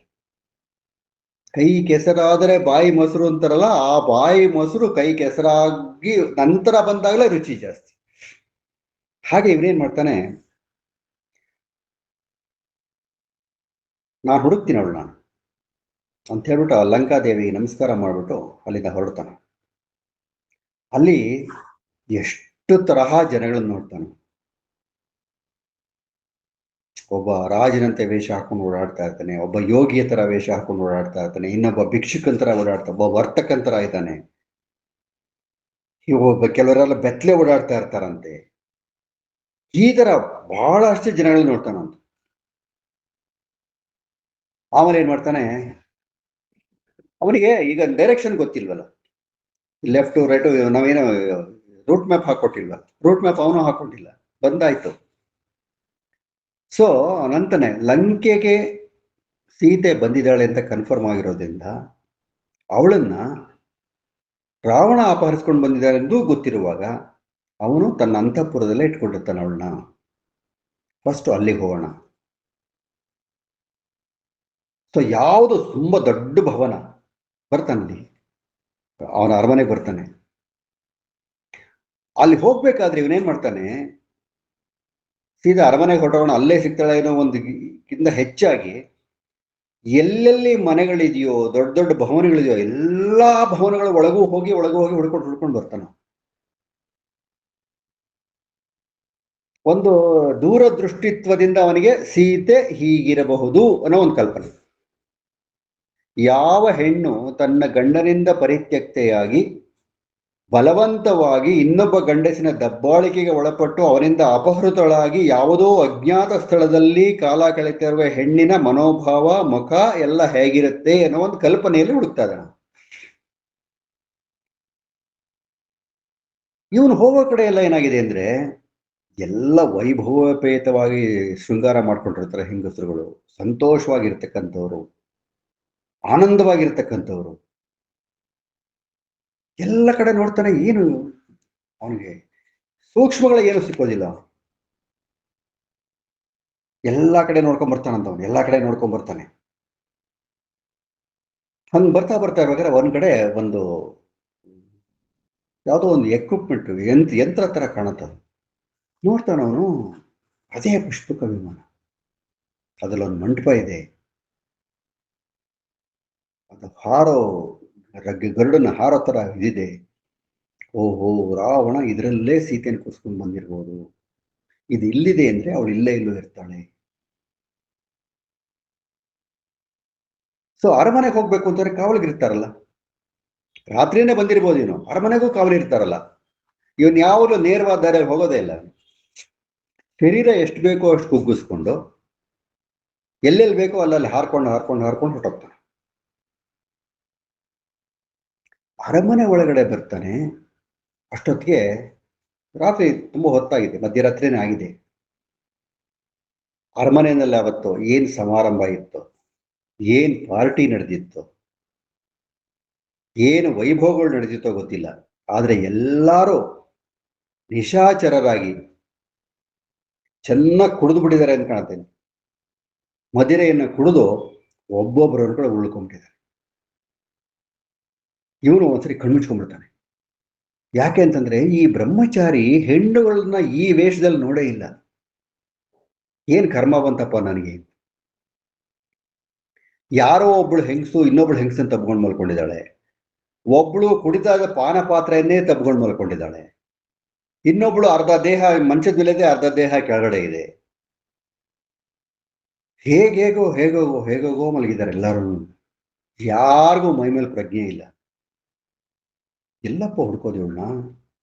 ಇಲ್ಲಿರ್ತಾಳ ಸೀತೆ, ಇಂಥ ಪರಿಸರದಲ್ಲಿ ಇರ್ಬೇಕಾಗಿ ಬಂತ ಅವಳಿಗೆ. ಅಯ್ಯೋ ಏನ್ ಮಾಡೋದು ಅಂದ್ಬಿಟ್ಟು ಎಲ್ಲ ನೋಡ್ತಾನೆ, ಕಾಣೋದಿಲ್ಲ. ಅಲ್ಲಿ ಸ್ವಲ್ಪ ಮುಂದೆ ಹೋದ್ರೆ ಒಂದು ದೈತ್ಯವಾದ ಶರೀರ, ಒಂದು ಮಂಚ ಎರಡು ಮಂಚ ಸಾಕೋಲ್ಲ ಅಷ್ಟು ದೊಡ್ಡ ದೈತ್ಯವಾದ ಶರೀರ, ಗಿರಿಜಾ ಮೀಸೆ, ದಪ್ಪ ಮುಖ, ಆ ಉಸಿರಾಟಕ್ಕೆ ಹೊಟ್ಟೆ ಮೇಲೆ ಕೆಳಗೆ ಮೇಲೆ ಕೆಳಗೆ ಆಗ್ತಾ ಇದೆ. ಓಹೋ, ಇವನೇ ರಾವಣ, ಇವನೇ ರಾವಣ ಇರ್ಬೇಕು. ಇವನು ನೋಡಿ ಹೀಗಿದಾನಲ್ಲ, ನಮ್ಮ ಸೀತಮ್ಮನವ್ರು ಹೊತ್ಕೊಂಬರಕ್ ಸಾಧ್ಯವಾಗಿದೆ, ಅವನಿಗೆ ಎಷ್ಟು ಬಲಶಾಲಿಯಾಗಿದ್ದಾನೆ ಇವನು. ಇವನು ಅಲ್ಲೆಲ್ಲ ಸುತ್ತಾಡಿದ್ರು ಯಾರಿಗೂ ಎಚ್ಚರವೇ ಇಲ್ಲ. ಅವನು ಕರ್ಕೊಂಬಂದು ಸೀತೆನ ಈ ತರ ಎಲ್ಲ ಮಾಡಾಕ್ಬಿಟ್ಟು ಅವಳು ಸತ್ತೋಗ್ಬಿಟ್ಟಿದ್ದಾಳ. ನನಗೆ ಜೀವನನೇ ಜಿಗುಪ್ಸೆ ಬಂದ್ಬಿಟ್ಟಿದೆ ಅಂತ. ಯಾಕೆಂದ್ರೆ ಇಂಥ ವಾತಾವರಣದಲ್ಲಿ ಆಕೆ ಇರೋಕ್ ಸಾಧ್ಯವಿಲ್ಲ. ಇಲ್ಲಿರೋ ಹೆಂಗಸರ ರೀತಿ ನೀತಿಗಳು ಬೇರೆ, ಆಕೆ ರೀತಿ ನೀತಿಗಳು ಬೇರೆ ಆಗಿರುತ್ತೆ. ಏನಾಗೋಗಿದೆ ಇಲ್ಲಿ ಅಂತ ಹುಡುಕ್ತಾನೆ ಹುಡುಕ್ತಾನೆ ಹುಡುಕ್ತಾನೆ. ಯಾವ ಕಡೆ ಹೋಗಿದ್ರು ಅವನಿಗೆ ಅವನ ಕಲ್ಪನೆಯಲ್ಲಿ ಇದ್ದಂತ ಹೆಣ್ಣು ಕಾಣೋದೇ ಇಲ್ಲ ಅವನಿಗೆ. ಸರಿ, ಏನ್ ಮಾಡ್ಲಿ ನಾನು? ವಾಪಸ್ ಹೋಗ್ಬಿಟ್ಟು ರಾಮನಿಗೆ ಹೇಳಲ್ಲ, ನೋಡಪ್ಪ ಹೋಗಿದ್ದೆ, ಅರಮನೆ ಹೋಗಿದ್ದೆ, ಎಲ್ಲಾ ಹೆಂಗಸರನ್ನು ನೋಡ್ದೆ ನಾನು. ಒಂದ್ ಮಾತಿದೆ ನಮ್ಮಲ್ಲಿ, ನಾವು ಎಲ್ಲಿ ಏನ್ ಕೇಳ್ಕೊತೀವೋ ಅಲ್ಲೇ ಹುಡುಕ್ಬೇಕು ಅಂತ. ಹಾಗೆ ಇವನೇನ್ ಮಾಡ್ತಾನೆ, ಬೇರೆ ಕಡೆ ಹುಡ್ಕೊಳ್ಳುವ ಅಂತ ಯೋಚನೆ ಬಂದಾಗ ಬೇರೆ ಕಡೆ ಹುಡುಕಿ ಎಲ್ಲಿ ಹುಡುಕ್ತೀಯ? ರಾಣಿವಾಸದಲ್ಲಿ ಹೆಣ್ಣನ್ನು ಹುಡುಕ್ಬೇಕಾದ್ರೆ ಹೆಣ್ಣುಗಳ ಜೊತೆ ನಡುವೆನೇ ಹುಡುಕ್ಬೇಕು ನಾನು. ಇದ್ರೆ ಅವಳು ರಾಣಿವಾಸದವ್ರ ಜೊತೆನೇ ಇರಬೇಕು, ಬೇರೆ ಕಡೆ ಹೆಂಗಿರಕ್ಕೆ ಸಾಧ್ಯ ಅವಳು? ಅಯ್ಯೋ, ಇಲ್ಲೇ ಹುಡುಕ್ಬೇಕು ಅವಳು, ಇಲ್ಲೇ ಹುಡುಕ್ಬೇಕು ಅಂತ. ಹಾಗೆ ರಾಮನಿಗೆ ಹೋಗಿ ಹೇಳ್ಬಿಡ್ಲ, ಸಿಗ್ಲಿಲ್ಲ ಅವಳು ಅಂದ್ಬಿಟ್ಟು. ಏನ್ ಮಾಡಕ್ಕಾಗತ್ತೆ ನಾನು? ಇಲ್ಲಿ ನೋಡಿದ್ರೆ ಯಾರು ಸೀತೆ ತರ ಇಲ್ಲ. ಏನ್ ಮಾಡ್ಲಿ ನಾನು? ಬಹಳ ಗೊಂದಲ ಆಗೋಗುತ್ತೆ ಅವನಿಗೆ. ಅವನಿಗೆ ಆ ಪರಿಸರದಲ್ಲಿ ಇರೋಕ್ಕೆ ಆಗಲ್ಲ. ಆಮೇಲೆ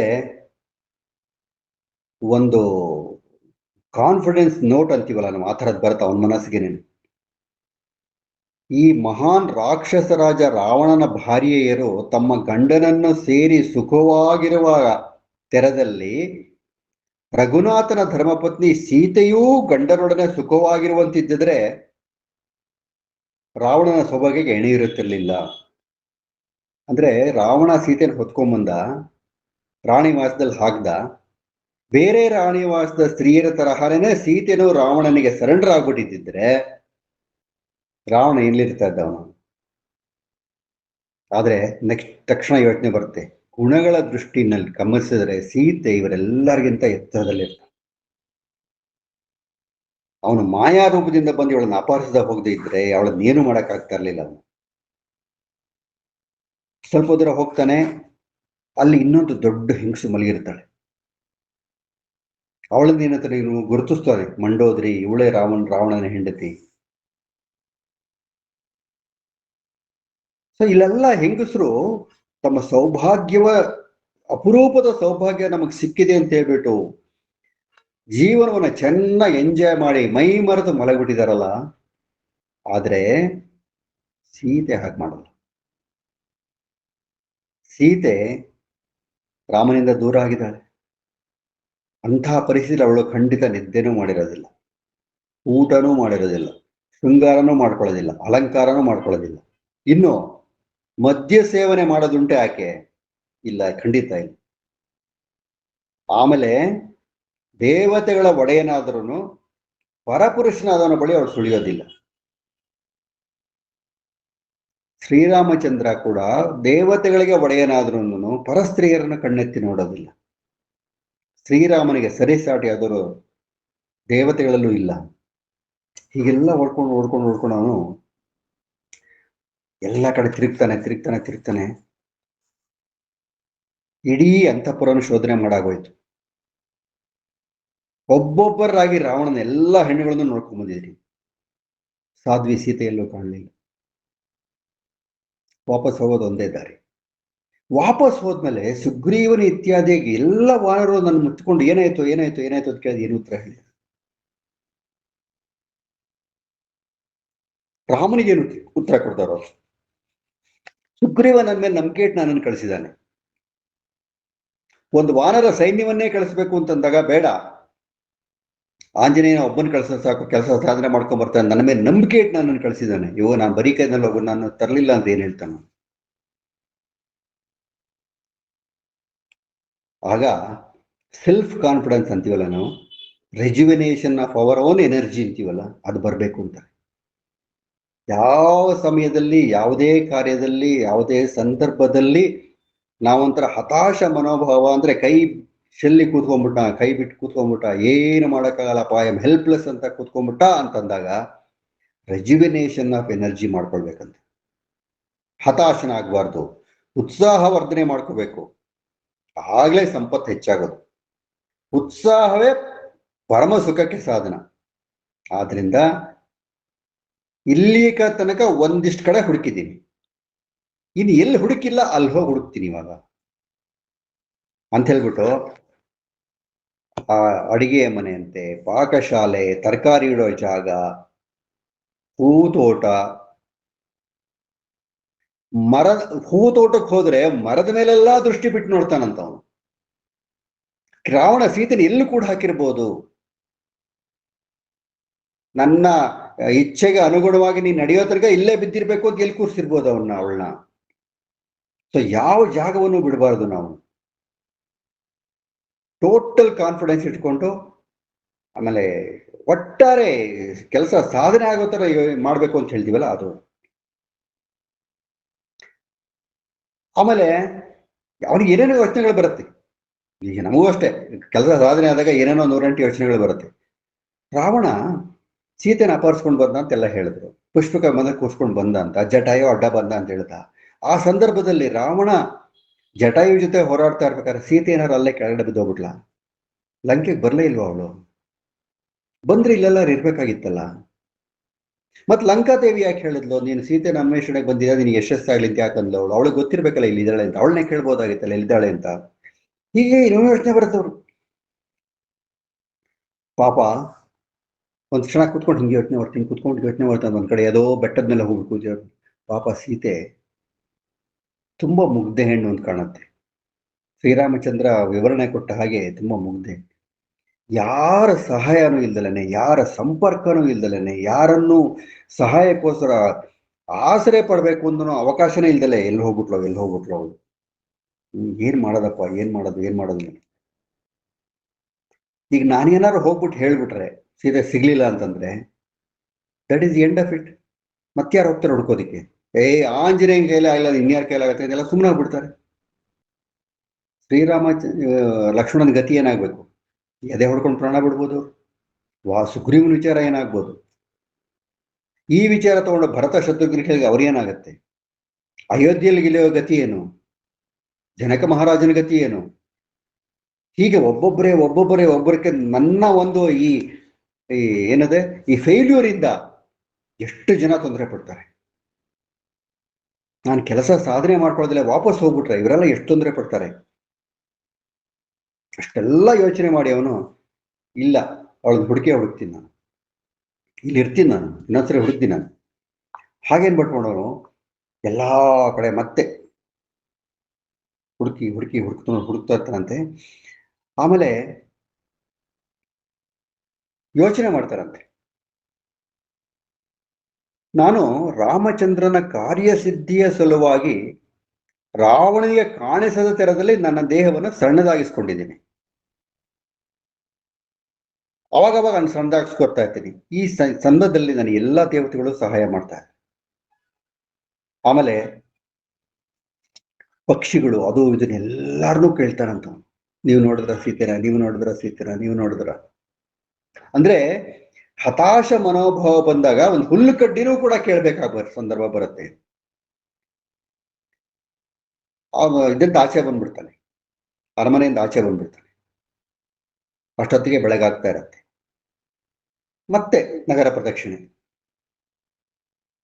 ಪ್ರದಕ್ಷಿಣೆ ಬಂದಾಗ ಅಲ್ಲಿ ಒಂದು ತೋಟ, ಬಹಳ ದೊಡ್ಡದಾದ ತೋಟ, ನಮ್ಮ ಲಾಲ್ಬಾಗ್ ಕಬ್ಬನ್ ಹತ್ರ ದೊಡ್ಡದೇನು, ಅಶೋಕ ವಾಟಿಕಾ ಅಂತ, ಅಶೋಕವನ ಅಂತ ಹೇಳ್ತಾರೆ, ಅಶೋಕ ವಾಟಿಕಾ. ನೋಡೋಣ ಇಲ್ಲೆಲ್ಲಾದ್ರೂ ಇರ್ಬೋದ ಅವಳು. ಹಾಗೆ ಸುತ್ತಾಡ್ಕೊಂಡ್ ಬರ್ತಾನೆ. ಎಲ್ಲ ಕಡೆ ನೋಡಿದ್ರೆ ಅಲ್ಲಲ್ಲಿ ಒಂದು ನಾಲ್ಕು ನಾಲ್ಕು ಜನ ರಾಕ್ಷಸಿಯರು, ಅವನ ರಾವಣನ ಸೈನಿಕರು, ಅವರು ಇವರೆಲ್ಲ ಓಡಾಡ್ತಾ ಇರ್ತಾರಂತೆ. ಓಹೋ, ಇಲ್ಲೆಲ್ಲರೂ ಇರ್ಬೋದು ಸೀತೆ, ಅದಕ್ಕೋಸ್ಕರ ಇವರೆಲ್ಲ ಇಲ್ಲಿ ಓಡಾಡ್ತಾ ಇದ್ದಾರೆ. ಹಾಗೆ ಅಂದ್ಬಿಟ್ಟು ಮರದಿಂದ ಮರಕ್ಕೆ ಹಾರ್ಕೊಂಡು ಬಂದ್ರೆ, ಅಲ್ಲಿ ಯಾವುದೋ ಒಂದು ಮರದ ಮೇಲೆ ಕೂತ್ಕೊಂಡು ಆ ಕಡೆ ಈ ಕಡೆ ನೋಡಿದ್ರೆ, ಆ ಕೆಳಗಡೆ ಒಂದು ದೊಡ್ಡದಾದ ಒಂದು ಮಂಟಪ, ಆ ಮಂಟಪದಲ್ಲಿ ಒಂದು ಒಂಟಿ ಹೆಣ್ಣು ಆಲೋಚನೆ ಮಾಡ್ಕೊಂಡು ಕೂತಿದ್ದಾಳಂತೆ. ಯಾವ ಒಡವೆಗಳು ಇಲ್ಲ, ವಸ್ತ್ರ ಮಲಿನಗೊಂಡಿದೆ, ಮುಖದಲ್ಲಿ ಕಳೆ ಇಲ್ಲ, ಯೋಚನೆಯಿಂದ ದೇಹ ಕುದ್ದು ಹೋಗಿದೆ. ಓಹೋ, ಇವಳೇ ಸೀತೆ ಅನ್ಸ್ಬಿಡುತ್ತ. ಯಾಕೆ ಅಂದ್ರೆ ಇಲ್ಲಿರತಕ್ಕಂಥ ಬೇರೆ ಹೆಂಗಸರ ಸ್ವರೂಪಗಳೇ ಒಂಥರ, ಇವಳು ಸ್ವರೂಪನೇ ಒಂಥರ. ಯಾಕೆ ಇವಳು ಸುತ್ತ ಒಂದು 25-30 ಜನ ಕಾಯ್ತಾ ಇದ್ದಾರೆ? ಸೊ ರಾವಣ ಮೋಸ್ಟ್ಲಿ ಇವ್ರನ್ನೆಲ್ಲ ಏನು ಸೆಕ್ಯೂರಿಟಿಗೋಸ್ಕರ ಇಲ್ಲಿ ಬಿಟ್ಟಿರ್ಬೋದು. ಇವಳೇ ಸೀತೆ ಅಂತ ಅರ್ಧಂಬರ್ಧ ಕನ್ಫರ್ಮ್ ಆಗ್ಬಿಡುತ್ತಂತ. ಮರದ ಮೇಲೆ ಕೂತ್ಕೊಳ್ತಾನೆ ಸ್ವಲ್ಪ ಹೊತ್ತು. ಏನ್ ಮಾತಾಡ್ತಾರೆ ನೋಡೋಣ ಇವರು. ಅವಳು ಯಾರೋ ಅವಳಿಗೆ ಹಣ್ಣು ಗಿಣ್ಣನ ತಂದು ಕೊಡ್ತಾಳೆ, ತಿನ್ನೋದಿಲ್ಲ ಇವಳು. ಏನೋ ಪಾನೀಯ ತಂದು ಕೊಡ್ತಾರೆ, ಮುಟ್ಟೋದಿಲ್ಲ ಇವಳು. ಅವಾಗ ಅವ್ರು ಹೇಳ್ತಾರೆ, ಎಷ್ಟು ದಿವಸ ಅಂತ ಹೀಗಿರ್ತೀಯ ನೀನು? ರಾವಣ ಹೇಳ್ದಂಗೆ ಕೇಳ್ಬಿಡು, ಇಲ್ಲಿರೋ ರಾಣಿಯರಿಗಿಂತ ಹೆಚ್ಚಾಗಿ ನಿನ್ನ ನೋಡ್ಕೊಳ್ತಾನ ಅವನು.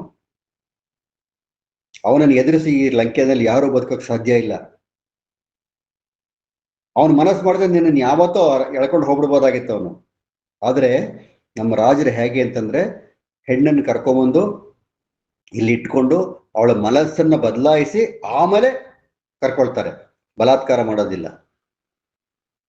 ಅಂತೆಲ್ಲ ಮಾತಾಡ್ತಾರಂತೆ. ಇವನಿಗೆ ಡಬಲ್ ಕನ್ಫರ್ಮ್ ಆಗೋಗ್ಬಿಡುತ್ತೆ. ಇವನೇನ್ ಮಾಡ್ತಾನೆ, ಸೀತೆಯನ್ನು ಮೀಟ್ ಮಾಡ್ಬೇಕಲ್ಲ ಇವಾಗ, ಅವಳಿಗೆ ಹೇಳ್ಬೇಕಲ್ಲ, ನಾನು ರಾಮನ ದೂತ ಬಂದಿದ್ದೀನಿ ಅಂತ ಹೇಳ್ಬೇಕಲ್ಲ. ನಾನು ರಾಮನ ದೂತ ಅಂತ ಅವಳಿಗೆ ಗೊತ್ತಾಗೋದು ಹೇಗೆ? ಅಷ್ಟೊತ್ತಿಗೆ ಸರಿಯಾಗಿ ಈ ರಾವಣನ ಅರಮನೆಯಿಂದ ಬೆಳಗ್ಗೆ ವೇದಘೋಷಗಳು, ಉಪನಿಷತ್ ವಾಕ್ಯಗಳು, ದೇವತಾ ಸ್ತುತಿಗಳು ರಾವಣನ ಅರಮನೆಯಿಂದ ಕೇಳಿ ಬರ್ತಾ ಇದೆಯಂತೆ. ಪ್ರತಿದಿನ ರಾವಣನನ್ನ ಎಬ್ಬಿಸೋ ರೀತಿ ಇದು. ಶಿವಭಕ್ತ ಅವನು, ಶಿವಸ್ತುತಿಗಳು ಬರ್ತಾ ಇದೆ. ಇವನ ಗಮನಿಸ್ಕೊಂಡು ಇರ್ತಾನಂತೆ, ಓಹೋ, ಇಷ್ಟೆಲ್ಲ ಸ್ತುತಿ ಆಗ್ತಾ ಇದೆ ಅಂತಂದ್ರೆ ರಾವಣ ಇವಾಗ ಎದ್ದು ಬರ್ಬೋದು. ಇಲ್ಲಿ ಬಂದ್ರೆ ರಾವಣ ಯಾರು ಅಂತ ನನಗೆ ಕರೆಕ್ಟಾಗಿ ಗೊತ್ತಾಗ್ಬಿಡುತ್ತೆ ಅಂದ್ಬಿಟ್ಟು ಆ ಮರದ ಮೇಲ್ಗಡೆ ಆ ಎಲೆಗಳ ಮಧ್ಯೆ ಅವ್ರು ತಿಟ್ಕೊಂಡಿರ್ತಾನೆ. ಬರ್ತಾನೆ ರಾವಣ ಅಲ್ಲಿಗೆ, ಅಶೋಕವನಕ್ಕೆ ಬರ್ತಾನೆ, ಸೀತೆ ಮುಂದೆ ನಿಂತ್ಕೊಳ್ತಾನೆ ಅಟ್ ಎ ಡಿಸ್ಟೆನ್ಸ್. ಮತ್ತೆ ಮಾತೆಲ್ಲ ಆಡ್ತಾನಂತವನು. ಯಾಕೆ ನೀನು ಹೀಗಾಗಿದೆಯಾ, ಯಾಕೆ ಹೀಗಾಗಿದೆಯಾ ನೀನು? ಬದಲಾಯಿಸ್ಕೊ, ನೀನು ಬದಲಾಯಿಸ್ಕೊ. ನನ್ನ ವೈಭೋಗ ನೋಡು, ನನ್ನ ಅರಮನೆ ನೋಡು, ನನ್ನ ರಾಣಿಯರನ್ನೆಲ್ಲ ನೋಡು, ಅವರೆಲ್ಲರಿಗಿಂತ ನಿನ್ನ ಮೇಲೆ ಇದು ಮಾಡ್ತೀನಿ ನಾನು, ಹಾಗೆ ಹೀಗೆ ಬಹಳ ಬಹಳ ಪುಸಲಾಯಿಸ್ಬಿಟ್ಟು ಒಂದು ಅರ್ಧ ಗಂಟೆ ಆದ್ಮೇಲೆ ವಾಪಸ್ ಹೋಗುವಾಗ, ನಿನ್ನ ಅನುಮತಿಗೆ ನಾನು ಕಾಯ್ತಾ ಇರ್ತೀನಿ. ನೀನು ಯಾವತ್ತು ನೀನಾಗೆ ನಿನ್ನನ್ನು ನನಗೆ ಒಪ್ಪಿಸ್ಕೊಳ್ತೀಯೋ ಅಲ್ಲಿವರೆಗೂ ನಾನು ಕಾಯ್ತೀನಿ. ಕೆಟ್ಟವರಲ್ಲ ನಾನು, ನನಗೆ ನಿನ್ನ ಮೇಲೆ ಆಸೆ ಆಗಿದೆ, ಕರ್ಕೊಂಬಂದು ಇಟ್ಕೊಂಡಿದ್ದೀನಿ ಇಲ್ಲಿ. ನಿನಗೆ ಏನೇನು ಬೇಕು ಎಲ್ಲ ಕೊಡ್ತೀನಿ ನಾನು, ನನ್ನ ಅಂತಃಪುರಕ್ಕೆ ಬಾ. ಆಗ ಸೀತೆ ಹೇಳ್ತಾಳೆ, ಬಹಳ ತಪ್ಪು ಮಾಡ್ತಾ ಇದೀಯ ನೀನು, ಬಹಳ ತಪ್ಪು ಮಾಡ್ತಾ ಇದೀಯ. ಅವಳು ರಾವಣ ಅಲ್ಲಿ ಬಂದು ನಿಂತ್ಕೊಂಡ್ರು ರಾವಣನ ನೋಡಿ ಮಾತಾಡೋದಿಲ್ಲ. ಒಂದು ಹುಲ್ಲುಕಡ್ಡಿ ಮುಂದೆ ಇಟ್ಕೊಂಡು ಆ ಹುಲ್ಲುಕಡ್ಡಿಗೆ ಮಾತಾಡ್ತಾರೆ. ವರ ಪುರುಷರನ್ನ ಕಣ್ಣೆತ್ತಿಯೂ ನೋಡೋದಿಲ್ಲ ಅಂತ ಹೇಳ್ತಾರಲ್ಲ, ಆ ತರ. ರಾವಣ ನೋಡ್ತಾನೆ, ಬಹಳ ದೊಡ್ಡ ತಪ್ಪು ಮಾಡ್ತಾ ಇದೀಯ ನೀನು. ಕೇವಲ ನಿನ್ನ ದೈಹಿಕ ಆಸೆಗಳನ್ನ ತೀರಿಸ್ಕೊಳ್ಳೋದಕ್ಕೋಸ್ಕರ ಮಾಡಬಾರದ ಕೆಲಸಕ್ಕೆ ಕೈ ಹಾಕಿದೀಯ ನೀನು. ಹಿಂದೆ ಇಂಥ ಎಷ್ಟೋ ಕೆಲಸಗಳನ್ನ ಮಾಡಿ ನೀನು ಜಯಿಸ್ಕೊಂಡಿರ್ಬೋದು, ಆದ್ರೆ ಇದು ನಿನ್ನ ಅಂತ್ಯಕ್ಕೆ ಕಾರಣವಾಗುತ್ತೆ. ಹುಷಾರಾಗಿರು. ನಿನಗೆ ಗೊತ್ತಿಲ್ಲ ಅಂತ ಕಾಣುತ್ತೆ, 3 ಲೋಕಗಳ ಸಾಮ್ರಾಜ್ಯವನ್ನ ತಕ್ಕಡಿನಲ್ಲಿ ಒಂದು ಕಡೆ ಇಟ್ಟು ಇನ್ನೊಂದು ಕಡೆ ಸೀತೆನಿಟ್ರೆ, ಅಂದ್ರೆ ನನ್ನನ್ನಿಟ್ರೆ ಒಂದು ಅಂಶಕ್ಕೂ ಮ್ಯಾಚ್ ಆಗೋದಿಲ್ಲ. ಬರೀ ನೀನು ನಿನ್ನ ಸಾಮರ್ಥ್ಯವನ್ನೇ ಹೇಳ್ಕೊಂಡು ಓಡಾಡ್ತಾ ಇದೀಯ, ನನ್ನ ಸಾಮರ್ಥ್ಯನ ಕೇಳು ಸ್ವಲ್ಪ. ಬೆಂಕಿ ನಾನು, ಮುಟ್ಟು ನೀನು ಸುಟ್ಟೋಗ್ಬಿಡ್ತೀಯ ನಾನು. ಇಷ್ಟು ದಿವಸ ನೀನು ಮುಟ್ಟದೇ ಇರೋದೇ ನಿನ್ನ ಪುಣ್ಯ, ಮುಟ್ಟಿದ್ರೆ ಸುಟ್ಟೋಗ್ಬಿಟ್ಟಿರ್ತದೆ ಅವತ್ತೇನೆ.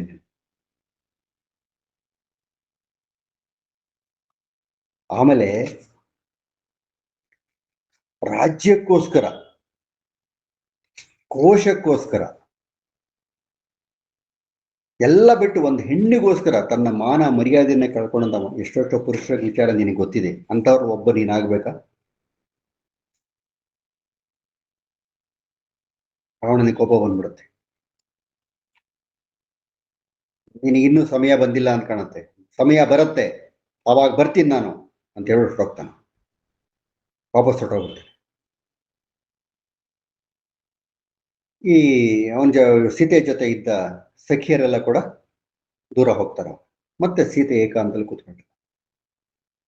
ಆಗ ಆಂಜನೇಯ, ಓಹೋ ಇದೇ ಸರಿಯಾದ ಸಮಯ ಅಂತ ಹೇಳ್ಬಿಟ್ಟು ರಾಮನ ಗುಣಗಾನವನ್ನು ಮಾಡ್ತಾನಂತೆ. ಎಷ್ಟು ತರಹ ಗುಣಗಾನ ಮಾಡ್ತಾನೆ ಅಂತಂದ್ರೆ, ರಾಮನೇ ಬಂದು ಸೀತೆಯ ಮುಂದೆ ನಿಂತಿದ್ದಾನೆ ಅನ್ನೋದು.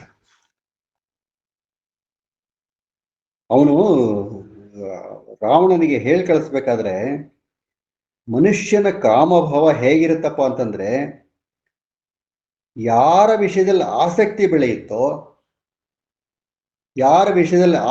ಬೆಳೆಯುತ್ತೋ ಅದೇ ಅವರಿಗೆ ಮುಳುವಾಗತ್ತೆ.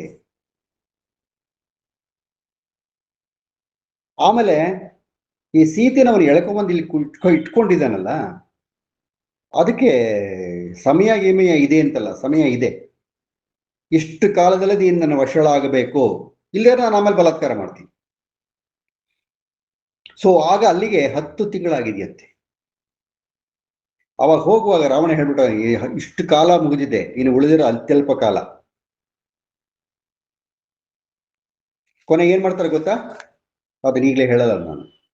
ನಿನ್ನ ಅಂತ್ಯ ಸಮೀಪಿಸಿದೆ ಅಂತ ಅನ್ಕೊಂಬಿಡ ನೀನು. ಆ ಮಗ ಹೋಗುವಾಗ ಅವ್ರು ಹೇಳ್ತಾರಂತೆ, ಯಾರಿಗೆ? ನೋಡಿ, ಇವಳನ್ನ ಹೀಗೆ ಬಿಡಬೇಡಿ, ನೀವೆಲ್ಲ ಒಟ್ಟಾಗಿ ಬನ್ನಿ, ಬೇರೆ ಬೇರೆಯಾಗಿ ಬನ್ನಿ, ಬಹಳ ಬೇಗ ಅವಳ ನನಗೆ ಒಲಿಬೇಕು, ಹಾಗೆ ಮಾಡ್ಬೇಕು ನೀವೆಲ್ಲರೂ. ಅವ್ರಿಗೆ ಟಾರ್ಗೆಟ್ ಕೊಟ್ಟಿರೋದು ಸಖೀರಿಗೆ. ಅನುಕೂಲವೋ ಪ್ರತಿಕೂಲವೋ ಯಾವುದೇ ಉಪಾಯನೋ ಸಾಮಾಧಾನ ಭೇದ ದಂಡನೋ ಯಾವುದಾದ್ರೂ ಸರಿ, ಅವಳು ನನಗೆ ಒಲಿಬೇಕು.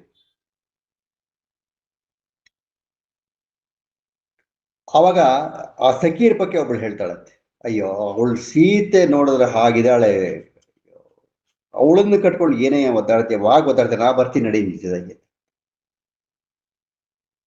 ಅವನು ಹೇಳ್ತಾನೆ, ನಾನು ಹೇಳಿದ ಕೆಲಸ ನೀನು ಮಾಡು ಸಾಕು, ಮಿಕ್ಕಿದ್ದನ್ನು ಬಿಟ್ಟುಬಿಡು, ಬೇರೆ ವಿಚಾರ ನಿನಗೆ ಬೇಡ. ಸೊ ರಾವಣ ಹೋದ್ಮೇಲೆ ಈ ಸಖಿಯರೆಲ್ಲ ಸೇರಿ ಇವಳನ್ನ ಬಹಳ ಇದು ಮಾಡ್ತಾರಂತೆ. ಕಾಂಪ್ರಮೈಸ್ ಆಗು, ಹೀಗಾಗು, ಇರೋದೊಂದು ಲೈಫ್ ಎಂಜಾಯ್ ಮಾಡು, ಹಾಗೆ ಅಲ್ಲಿ ರಾಮನ ಹತ್ರ ಏನಿರುತ್ತೆ, ಅವನೇನು ಬಿಲ್ಲು ಓಡಾಡ್ತಾ ಇರ್ತಾನೆ ಅಂತ ಎಲ್ಲ ಹೇಳ್ತಾರೆ. ಕಾಡಲ್ಲೆಲ್ಲ ಓಡಾಡ್ತಾ ಇರ್ತಾನಂತವನು, ಇಲ್ಲಿ ನೋಡಿ ಇಲ್ಲಿ ಹೇಗಿದೆ ವೈಭೋಗ ಅಂತೆಲ್ಲ ಪುಸಲಾಯಿಸ್ಬಿಟ್ಟು ಸ್ವಲ್ಪ ಹೊತ್ತು ರೆಸ್ಟ್ ತಗೊಳ್ಳಿಂದ ಬಿಟ್ಬಿಟ್ಟು ಹೊರಟೋಗ್ತಾರೆ. ಆವಾಗ ಆಂಜನೇಯ ರಾಮನ ಗುಣಗಾನ ಮಾಡೋದು. ಎಷ್ಟು ತರಹ ಗುಣಗಾನ ಮಾಡ್ತಾರೆ. ಆಮೇಲೆ ಸೀತೆನ ಅಪಹರಣ ಹೇಗಾಯ್ತು, ಜಟಾಯು ಸತ್ತಿದ್ದು ಎಲ್ಲದೂ ಹೇಳಿದಾಗ ಇವಳಿಗೆ ಯಾರೋ ಎಲ್ಲ ನಾವು ನೋಡಿರೋ ವಿಚಾರನೇ ಹೇಳ್ತಾ ಇದ್ದಾರಲ್ಲ ಹಾಗೆ ಹೇಗೆ ಅಂತ ಅಂದ್ಬಿಟ್ಟು ಸುಮ್ಮನೆ ಹಿಂಗೆ ಮೇಲ್ಗಡೆ ಹಿಂಗೆ ನೋಡ್ತಾಳೆ. ನೋಡಿದ್ರೆ ಮೇಲ್ಗಡೆ ಕಪಿ ಕೂತಿದೆ ಆಂಜನೇಯ. ಸರಿ, ಇಷ್ಟೊತ್ತಿಗೆ ಇದೇನ ಮಾತಾಡ್ತಾ ಇದ್ದಿದ್ದು. ಒಂದ್ಸರಿ ಆಂಜನೇಯ ಅವಳ ಮುಂದೆ ಜಿಗಿತಾನೆ, ಅಲ್ಲಿಂದ ಜಿಗಿದ್ಬಿಟ್ಟು ನಮಸ್ಕಾರ ಮಾಡ್ತಾನೆ. ಅವಳಿಗೆ ಗಾಬರಿ ಆಗ್ಬಿಡುತ್ತೆ. ಈಗ ತಾನೇ ಹೋದ ರಾವಣ, ಇವನ್ ರೂಪದಲ್ಲಿ ಬಂದಿರ್ಬೋದಾ? ಅಪರಿಚಿತ ನಾವು ಯಾವತ್ತೂ ಎನ್ಕರೇಜ್ ಮಾಡಲೇಬಾರ್ದು. ಯಾವ ಉದ್ದೇಶ ಇಟ್ಕೊಂಡು ಹೇಗೆ ಬಂದಿರ್ತಾರೆ ಯಾರು ಗೊತ್ತು. ನಾನು ರಾವಣನಿಗೆ ಇಷ್ಟೊತ್ತು ಬೈದ್ ಕಳಿಸಿದೆ, ರಾವಣನೇ ಈ ರೂಪದಲ್ಲಿ ಬಂದಾಗ ಇವನು ಒಪ್ಕೊಂಡ್ಬಿಟ್ರೆ ನಾನು ಅವನ ಬಲೆ ಬಿದ್ದೋಗ್ತೀನಲ್ಲ ನಾನು. ಅಂದ್ರೆ ಲಂಕೆಯಲ್ಲೇ ಇದ್ದಷ್ಟು ದಿನ ಪ್ರತಿ ಕ್ಷಣ ಪ್ರತಿ ನಿಮಿಷ ಎಚ್ಚರಿಕೆಯಿಂದ ಇರ್ತಾ ಇದ್ಲ. ಆಗ ಆಂಜನೇಯ ಎಲ್ಲ ವಿಚಾರಗಳನ್ನು ಹೇಳ್ತಾರಂತ. ರಾಮನ ವಿಚಾರ, ಲಕ್ಷ್ಮಣನ ವಿಚಾರ, ತಾನು ಕೇಳಿದ್ದ ವಿಚಾರ, ಕಂಡಿದ್ದ ವಿಚಾರ, ಸುಗ್ರೀವನಿಂದ ತಿಳಿದಿದ್ದ ವಿಚಾರ ಎಲ್ಲ ಹೇಳ್ತಂತೆ. ಎಲ್ಲ ಹೇಳಿದಾಗ ಹೌದು ಹೌದು, ನಾನು ರಾಮದೂತ, ರಾಮನ ಸೇವಕ, ರಾಮನ ಆಜ್ಞಾಪಾಲಕ, ಅವನು ಹೇಳಿದಷ್ಟು ಕೆಲಸವನ್ನು ಮಾತ್ರ ಮಾಡೋದಕ್ಕೆ ಬಂದಿದ್ದೀನಿ ನಾನು. ನನಗೆ ಯಾವುದು ಅಸಾಧ್ಯವಲ್ಲ. ಈಗ ಬಂದು ಹೋದ್ಮೇಲೆ ರಾವಣ, ಅವನನ್ನು ಹಿಮ್ಮೆಟ್ಟಿಸೋದು ಅಸಾಧ್ಯ ಅಲ್ಲ ನನಗೆ. ಒಂದೇ ಒಂದು ಕ್ಷಣದಲ್ಲೇ ನೀನು ನನ್ನ ಬೆನ್ನ ಮೇಲೆ ಕೂತ್ಕೊಂಡು ನೀನು ಕರ್ಕೊಂಡು ಹೋಗ್ಬಿಡ್ತೀನಿ ನಾನು ಅಯೋಧ್ಯೆಗೆ. ಯಾರು ನನ್ನ ಹಿಂಬಾಲಿಸಕ್ಕಾಗೋದಿಲ್ಲ. ನನ್ನ ಶಕ್ತಿ ಸಾಮರ್ಥ್ಯ ಯಾರಿಗೂ ಗೊತ್ತಿಲ್ಲ. ಆದ್ರೆ ರಾಮ ಹೇಳಿದ್ರೆ ಎಲ್ಲಿದ್ದಾಳೆ ನೋಡಿ ಪತ್ತೆ ಮಾಡ್ಕೊಂಡು ಬಾ, ಅವಳ ಸೌಖ್ಯವನ್ನು ತಿಳ್ಕೊಂಡು ಬಾ, ಆಮೇಲೆ ಅವನ ಕರ್ತವ್ಯವನ್ನು ಅವನು ಮಾಡ್ತಾನೆ. ನಿನ್ನ ನೋಡಿದ ತಕ್ಷಣ ಸೀತೆ ಅಂತ ನನಗೆ ಗೊತ್ತಾದ ತಕ್ಷಣ ನಾನೇ ಬಂದು ನಿನ್ನನ್ನು ನನ್ನ ಜೊತೆ ಮೇಲೆ ಕೂರಿಸ್ಕೊಂಡು ನಾನು ಕರ್ಕೊಂಡು ಹೋಗ್ಬಿಡ್ಬೋದಾಗಿತ್ತು. ನಾನು ನಿನ್ನ ಮುಟ್ಟೋದಿಲ್ಲ. ನೀನಾಗೆ ಬಂದು ನನ್ನ ಭುಜದ ಮೇಲೆ ಕೂತ್ಕೊಂತನೂ ನಾನು ಹೇಳೋದಿಲ್ಲ. ನನ್ನ ಸ್ವಾಮಿ ಏನು ಆಜ್ಞೆ ಕೊಟ್ಟಿದ್ದಾನೋ ಅಷ್ಟೊಂದು ಕೆಲಸ ನಾನು ಮಾಡ್ತೀನಿ. ಜೊತೆಗೆ ನಿನ್ನ ಭದ್ರತೆನೂ ಕಾಪಾಡ್ತೀನಿ ನಾನು. ಯೋಚನೆ ಮಾಡಬೇಡ. ಈಗ ನಾನು ಇಲ್ಲಿಗೆ ಬಂದಿದ್ದೀನಲ್ಲ, ಇಲ್ಲಿ ವಿಚಾರಗಳನ್ನೆಲ್ಲ ತಿಳ್ಕೊಂಡಿದ್ದೀನಲ್ಲ, ಕೂಡಲೇ ಹೋಗಿ ನಾನು ಸ್ವಾಮಿಗೆ ಎಲ್ಲ ವಿಚಾರವನ್ನು ತಿಳಿಸಿ ನಾನು ಅಲ್ಲಿಂದ ಅವ್ರನ್ನ ಕರ್ಕೊಂಡು ಬಂದು ಶ್ರೀರಾಮಚಂದ್ರನೇ ನಿನ್ನನ್ನು ಇಲ್ಲಿಂದ ಕರ್ಕೊಂಡು ಹೋಗ್ಬೇಕು, ಹಾಗೆ ಮಾಡ್ತೀನಿ. ಧೈರ್ಯವಾಗಿ, ಇಷ್ಟು ದಿವಸನೇ ಧೈರ್ಯವಾಗಿದ್ದೀಯಂತ, ಇನ್ನೂ ಸ್ವಲ್ಪ ದಿನ ಅಷ್ಟೇ. ಅವಾಗ ಸೀತೆ ಹೇಳ್ತಾಳೆ, ಕೇಳಿಸ್ಕೊಂಡಿಯಲ್ಲ ನೀನು, 2 ತಿಂಗಳಿಂದ ಗಡುವು ಕೊಟ್ಟಿದ್ದ ನಾನು. ಆ 2 ತಿಂಗಳ ಗಡುವಿನಲ್ಲಿ ನಾನು ಎಲ್ಲ ಮುಗಿಸ್ಬಿಡ್ಬೇಕು ಕೆಲಸ. ಇಲ್ಲದೆ ಇದ್ರೆ ನಾನು ಪ್ರಯೋಜನ ಇಲ್ಲ. ಯೋಚನೆ ಬೇಡ. ನಾನು ಕೂಡಲೇ ಹೋಗಿ ಶ್ರೀರಾಮಚಂದ್ರನಿಗೆ ಎಲ್ಲ ವಿಚಾರವನ್ನು ತಪ್ಪಿಸಿ ಆದಷ್ಟು ಬೇಗ ನಿನ್ನ ಇಲ್ಲಿಂದ ಕರ್ಕೊಂಡು ಹೋಗೋ ವ್ಯವಸ್ಥೆ ನಾವು ಮಾಡ್ತಿದ್ದ ಧೈರ್ಯ ತುಂಬ್ತಾನ. ಇಷ್ಟೆಲ್ಲ ಹೇಳಿದ್ರು ಅವಳಿಗೆ ಆಂಜನೇಯನ ಮೇಲೆ ಇನ್ನೂ ನಂಬಿಕೆ ಬಂದಿಲ್ಲ. ಏನೋ ವಂಚನೆ ಇರ್ಬೋದು, ಏನೋ ಇರ್ಬೋದು ಸುಳಿವುದಲ್ಲಿ. ಆಗ ಇವನು ಕೈ ಮುಗಿದು ಹೇಳ್ತೇನೆ, ತಾಯಿ, ಈ ವಾನರನ್ನ ಯಾವುದೇ ಇದರಲ್ಲೂ ಅಪನಂಬಿಕೆಯಿಂದ ನೋಡಬೇಡ. ನಿನ್ನ ಹಿತದೃಷ್ಟಿಯಿಂದನೇ ನಾನು ಬಂದಿದ್ದೀನಿ. ಇಷ್ಟು ಹೊತ್ತು ನಾನು ಹೇಳಿದ್ದನ್ನು ನೀನು ನಂಬಿದೆಯೋ ಬಿಟ್ಟಿಯೋ ಗೊತ್ತಿಲ್ಲ. ಈಗ ನಂಬ್ತೀಯ ನೋಡು. ತಗೋ, ಶ್ರೀರಾಮಚಂದ್ರ ನಿನಗೆ ಕೊಡು ಅಂತ ಹೇಳ್ಬಿಟ್ಟು ಅವನ ಗುರುತಿನ ಉಂಗುರವನ್ನು ಕೊಟ್ಟಿರಂತ. ಇದನ್ನ ನೋಡಿದ್ಮೇಲೆ ನಾನು ರಾಮದೂತ ಅಂತ ನಿನ್ ನಂಬಿಕೆ ಬಂದ್ರೆ ಸಾಕು. ಕೊಡ್ತಾನೆ ರಾಮನ ಉಂಗುರ, ಶ್ರೀರಾಮ ಅಂತ ಅದಲ್ಲಿ ಇದಿಸುತ್ತೆ. ಅವಳು ನೋಡಿರ್ತಾಳೆ, ಉಂಗುರ ನೋಡಿರ್ತಾಳಲ್ಲ, ಆವಾಗ ಕಾನ್ಫಿಡೆನ್ಸ್ ಬಂದ್ಬಿಡುತ್ತೆ. ಅವಾಗ ತಾಯಿ ಧೈರ್ಯವಾಗಿರು, ಕೆಲವೇ ದಿನಗಳಲ್ಲಿ ಧೈರ್ಯವಾಗಿರು. ಇವಾಗ ಹೇಗೆ ನೀನು ಕಾಪಾಡ್ಕೊಂಡಿದೆಯೋ ಹಾಗೆ ಇರು, ಬೇಗ ಬಂದ್ಬಿಡ್ತೀವಿ ನಾವು. ಕಷ್ಟ ಕಳೀತಾ ಬರ್ತಾ ಇದೆ. ಮಧ್ಯಾಹ್ನದ ಬಿಸಿಲು ಸುಡುತ್ತಲ್ಲ, ಮಧ್ಯಾಹ್ನದ ಬಿಸಿಲಲ್ಲ, ಈಗ ಸಂಜೆ ಬಿಸಿಲಾಗ್ತಾ ಇದೆ. ಇನ್ನು ಸ್ವಲ್ಪ ಹೊತ್ತು ಹೋದ್ರೆ ತಂಪು ಹೊತ್ತು ಬರುತ್ತೆ. ಆ ತಂಪು ಹೊತ್ತಲ್ಲೇ ಶ್ರೀರಾಮಚಂದ್ರ ಬಂದು ನೀನನ್ನು ಕರ್ಕೊಂಡು ನಾವೆಲ್ಲ ಬರ್ತೀವಿ, ಜೊತೆಗೆ ನಾವೆಲ್ಲ ಬರ್ತೀವಿ, ಧೈರ್ಯವಾಗಿರು ಧೈರ್ಯವಾಗಿರು ಅಂತ ಹೇಳಿ ಅವಳಿಗೆ ಕಾನ್ಫಿಡೆನ್ಸ್ ಕೊಟ್ಬಿಟ್ಟು ಅಲ್ಲಿಂದ ಹೊರಡ್ತಾನಂತೆ. ಹೊರಡುವಾಗ ಅವನಿಗೆ ಮತ್ತೊಂದು ಯೋಚನೆ ಬರುತ್ತೆ.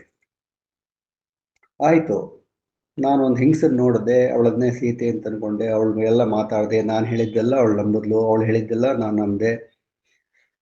ರಾಮನ ಉಂಗುರ ಕೊಟ್ಟೆ, ಹೌದು ನಮ್ಮ ಯಜಮಾನ್ ಬಗ್ಗೆ ಉಂಗುರ ಅಂತಂದ್ಲು, ಎಲ್ಲ ಆಯ್ತು. ಇಷ್ಟೆಲ್ಲವನ್ನ ನಾನು ರಾಮನಿಗೆ ನಂಬಿಸೋದು ಹೇಗೆ? ಈಗದ ಮೊಬೈಲ್ ಅಲ್ಲಿ ಫೋಟೋ ತಗೊಂಡು ವಾಟ್ಸಪ್ ಕಾಲ್ ಮಾಡಿ ಎಲ್ಲ ವಿಡಿಯೋ ಕಾಲ್ ಮಾಡಿ ಎಲ್ಲ ಮಾಡ್ಬಿಡ್ತಾ ಇದ್ನು. ಆವಾಗ ಹೇಗೆ? ಮತ್ತೆ ಬರ್ತಾನ ನಾನು 10 ಹೆಜ್ಜೆ ಹೋಗಿದ್ದರು, ವಾಪಸ್ ತಿರ್ಗಾ ಬಂದು ಮತ್ತೆ ಕೈ ಮುಗಿದು ನಿಂತ್ಕೊಂಡು, ತಾಯಿ,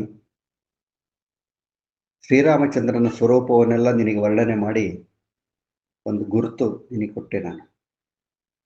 ಅದೇ ರೀತಿ ನಾನು ವಾಪಸ್ ಹೋದ್ಮೇಲೆ ನೀನು ಇಲ್ಲಿ ಹೇಗಿದೆಯಾ ಅದೆಲ್ಲ ಗುರುತುಗಳನ್ನು ರಾಮನಿಗೆ ಹೇಳ್ತೀನಿ. ಏನಾರು ಒಂದು ಗುರುತು ಕೇಳ್ತಾನ, ಏನಾರು ಒಂದು ಗುರುತು ಕೊಡು ತಾಯಿ, ಅವನಿಗೆ ತಗೊಂಡೋಗಿ ಕೊಡ್ತೀನಿ ನಾನು.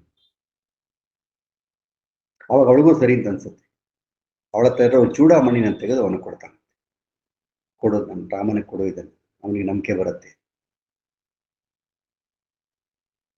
ಆವಾಗ ಒಂದು ಧೈರ್ಯ ಬರುತ್ತೆ. ಆ ಚೂಡಾಮಣಿನ ಆ ಸೊಂಟದಲ್ಲಿ ಬಿಗಿಯಾಗಿ ಇಟ್ಕೊಂಡು ಎಲ್ಲ ಬಿದ್ದೋಗ್ಬಿಟ್ರೆ ಕಷ್ಟ. ಅದು ಬಿಗಿಯಾಗಿ ಅವಾಗ ಜೋಬಿಗೆಲ್ಲ ಇಲ್ವಲ್ಲ, ಶರ್ಟ್ಗಳೇ ಇಲ್ಲ, ಜೋಬು ಇಲ್ಲ, ಬಿಗಿಯಾಗಿ ಇಲ್ಲ ಒಂದ್ ಕಡೆ ಕಾಪಾಡ್ಕೊಂಡು ಅದನ್ನ ಸೊಂಟಕ್ಕನ್ನ ಈ ಜನವಾರ ಗಂಟ್ಕೋತಾರಲ್ಲ ಆ ಥರ, ಈ ಬಿಗಿತ್ಗೆಳೆಲ್ಲ ಹಿಂದೆ ಜನವಾರ ಗಂಟು ಹಾಕೊಳ್ಳೋದು ಬಿದೋಗದೆ ಇರಲಿ ಅಂತ, ಆ ಥರ ಎಲ್ಲ ಭದ್ರ ಮಾಡಿಕೊಂಡು ಮತ್ತೊಂದು ಅವಳಿಗೆ ನಮಸ್ಕಾರ ಮಾಡ್ಬಿಟ್ಟು ಹೊರಡ್ತಾನೆ. ಸೀದಾ ಹೊರಡ್ಕೊಳ್ಳೋಣ ಅಂತ. ಇನ್ನು ಇಲ್ಲಿರೋದು ಬೇಡ. ರಾವಣನ ಅರಮನೆ ನೋಡಾಯ್ತು, ಅಶೋಕ ವಾಟಿಗ ನೋಡಾಯ್ತು, ಸೀತೆಯನ್ನು ನೋಡಾಯ್ತು, ಮಾತಾಡ್ಸಾಯ್ತು. ಇನ್ನು ನನ್ನ ಗುರಿ ಏನಿದ್ರು ನಾನು ಹೊರಡಬೇಕು. ಹಾಗೆ ಅಂತ ಹೊರಡ್ತಾ ಇದ್ದಾಗ ಅಲ್ಲಿ ಏನಾಗತ್ತಂತೆ, ರಾವಣನ ಸೈನಿಕರು ಒಂದಿಷ್ಟು ಜನ ಬಂದು ಇವನ್ನ ಅಟ್ಯಾಕ್ ಮಾಡ್ಬಿಡ್ತಾರೆ.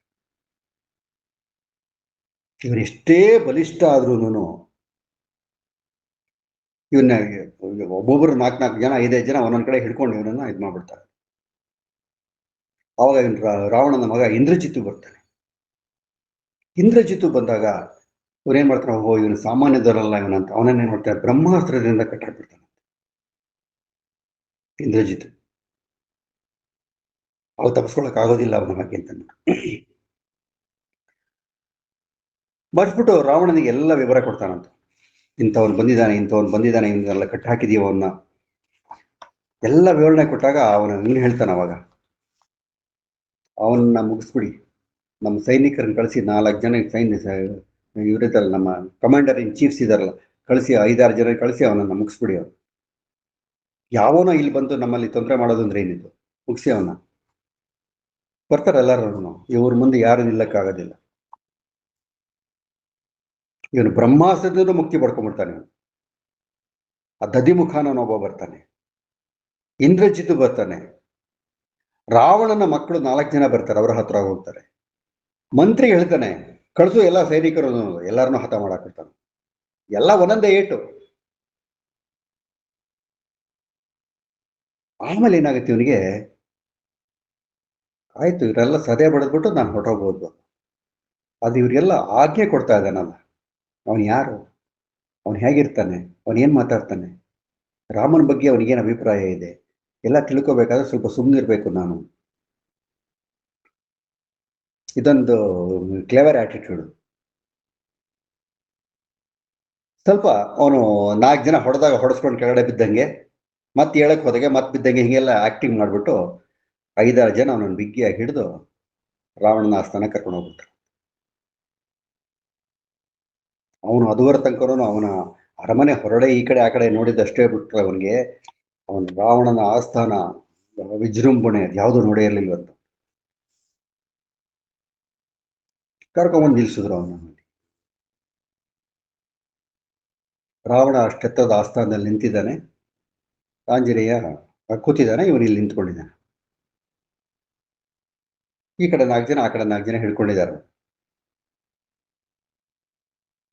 ಎಲ್ಲಿಂದ ಬಂದಿದ್ದೇನೋ, ಯಾರ ಧೂತನಾಗಿ ಬಂದಿದೀಯಾ, ಯಾತಕ್ಕೋಸ್ಕರ ಬಂದಿದೀಯ ನೀನು ಅಂತೆಲ್ಲ ರಾವಣ ಪ್ರಶ್ನೆ ಕೇಳಿದಾಗ ಇವನು ಹೇಳ್ತಾನವನು, ನೀನೇನು ಬಹಳ ದೊಡ್ಡ ಶಿವಭಕ್ತ, ನಿನಗೆ ದೇವ್ರ ಮೇಲೆ ಬಹಳ ನಂಬಿಕೆ ಇದೆ, ಭಕ್ತಿ ಇದೆ, ಹಾಗೆ ಹೀಗೆ ಅಂತೆಲ್ಲ ಹೇಳ್ತಾರೆ. ಅತಿಥಿ ಸರ್ಕಾರದಲ್ಲಿ ನಿನಗೇನು ಗಮನವೇ ಇಲ್ವೋ, ನಿನ್ನ ಆಸ್ಥಾನಕ್ಕೆ ಯಾರೋ ಒಬ್ಬ ಅತಿಥಿ ಬಂದ್ರೆ ಅವನನ್ನು ಹೇಗೆ ನೋಡ್ಕೋಬೇಕು ಅಂತ ಗೊತ್ತಿಲ್ವಾ ನಿನಗೆ, ಅತಿಥಿಗಳು ಬಂದ್ರೆ ಹೇಗೆ ನೋಡ್ಕೋಬೇಕು ಅಂತ ಗೊತ್ತು, ನಿನ್ನಂತ ನಿಶಾಚರ ಇದೆಲ್ಲ ನಮ್ಮ ರಾಜ್ಯವನ್ನು ಹಾಳು ಮಾಡಕ್ ಬಂದಿರೋನು ಹೇಗೆ ನೋಡ್ಕೋಬೇಕು ಅಂತ ಗೊತ್ತು, ಯಾಕೆ ಬಂದಿದ್ಯಾ ಹೇಳು, ಮೊದಲು ನನಗೆ ಕೂತ್ಕೊಳ್ಳೋಕೆ ಜಾಗ ಕೊಡು, ಆಮೇಲೆ ನಾನು ಮಾತಾಡೋದು. ನೀನು ಕೂತ್ಕೊಂಡಿದ್ಯಾ, ನಾನು ನಿಂತ್ಕೊಂಡು ಮಾತಾಡ್ಬೇಕಾ, ಆಸನ ಕೊಡು ನನಗೆ. ಅಪರಾಧಿಗಳೆಲ್ಲ ಆಸನ ಕೊಡೋದಿಲ್ಲ, ಅಲ್ಲಿ ನಿಂತ್ಕೊಂಡೇ ಮಾತಾಡ್ಬೇಕು ನೀನು. ಬೇಡ ಬಿಡು, ಕೊಡ್ಲೇ ಬೇಡ ನೀನು ಅನ್ಬಿಟ್ಟು ಏನ್ ಮಾಡ್ತಾನೆ ಅವನು, ಬಾಲ ಬೆಳೆಸ್ತಾನೆ. ಬಾಲ ಬೆಳೆಸಿ ಬೆಳೆಸಿ ಬೆಳೆಸಿ ಬೆಳೆಸಿ ಬೆಳೆಸಿ ರಾವಣನಿಗಿಂತ ಎತ್ತರವಾದ ಸ್ಥಾನ ಮಾಡ್ಕೊಂಡು ಚಕ್ ಅಂತ ನೆಗೆದ ಮೇಲೆ ಕೂತ್ಕೊಂಡ್ಬಿಡ್ತಾನೆ. ರಾವಣನಿಂದ ಎತ್ತರದಲ್ಲಿದ್ದಾನೆ, ಸಿಕ್ಕಾಪಟ್ಟೆ ಕೋಪ ಬಂದ್ಬಿಡುತ್ತೆ ರಾವಣನಿಗೆ.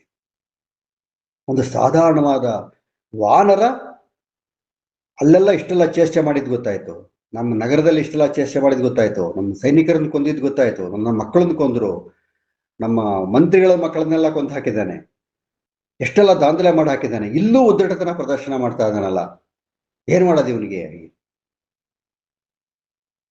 ಅವಾಗ ಅವನು ಹೇಳ್ತಾನೆ, ವಿನಾಶಕಾಲ ವಿಪರೀತ ಬುದ್ಧಿ ಅಂತನ್ನೋ ಹಾಗೆ ನೀನು ಇಷ್ಟು ದೊಡ್ಡ ಸಾಮ್ರಾಜ್ಯದ ಒಡೆಯ, ಶಿವಭಕ್ತ,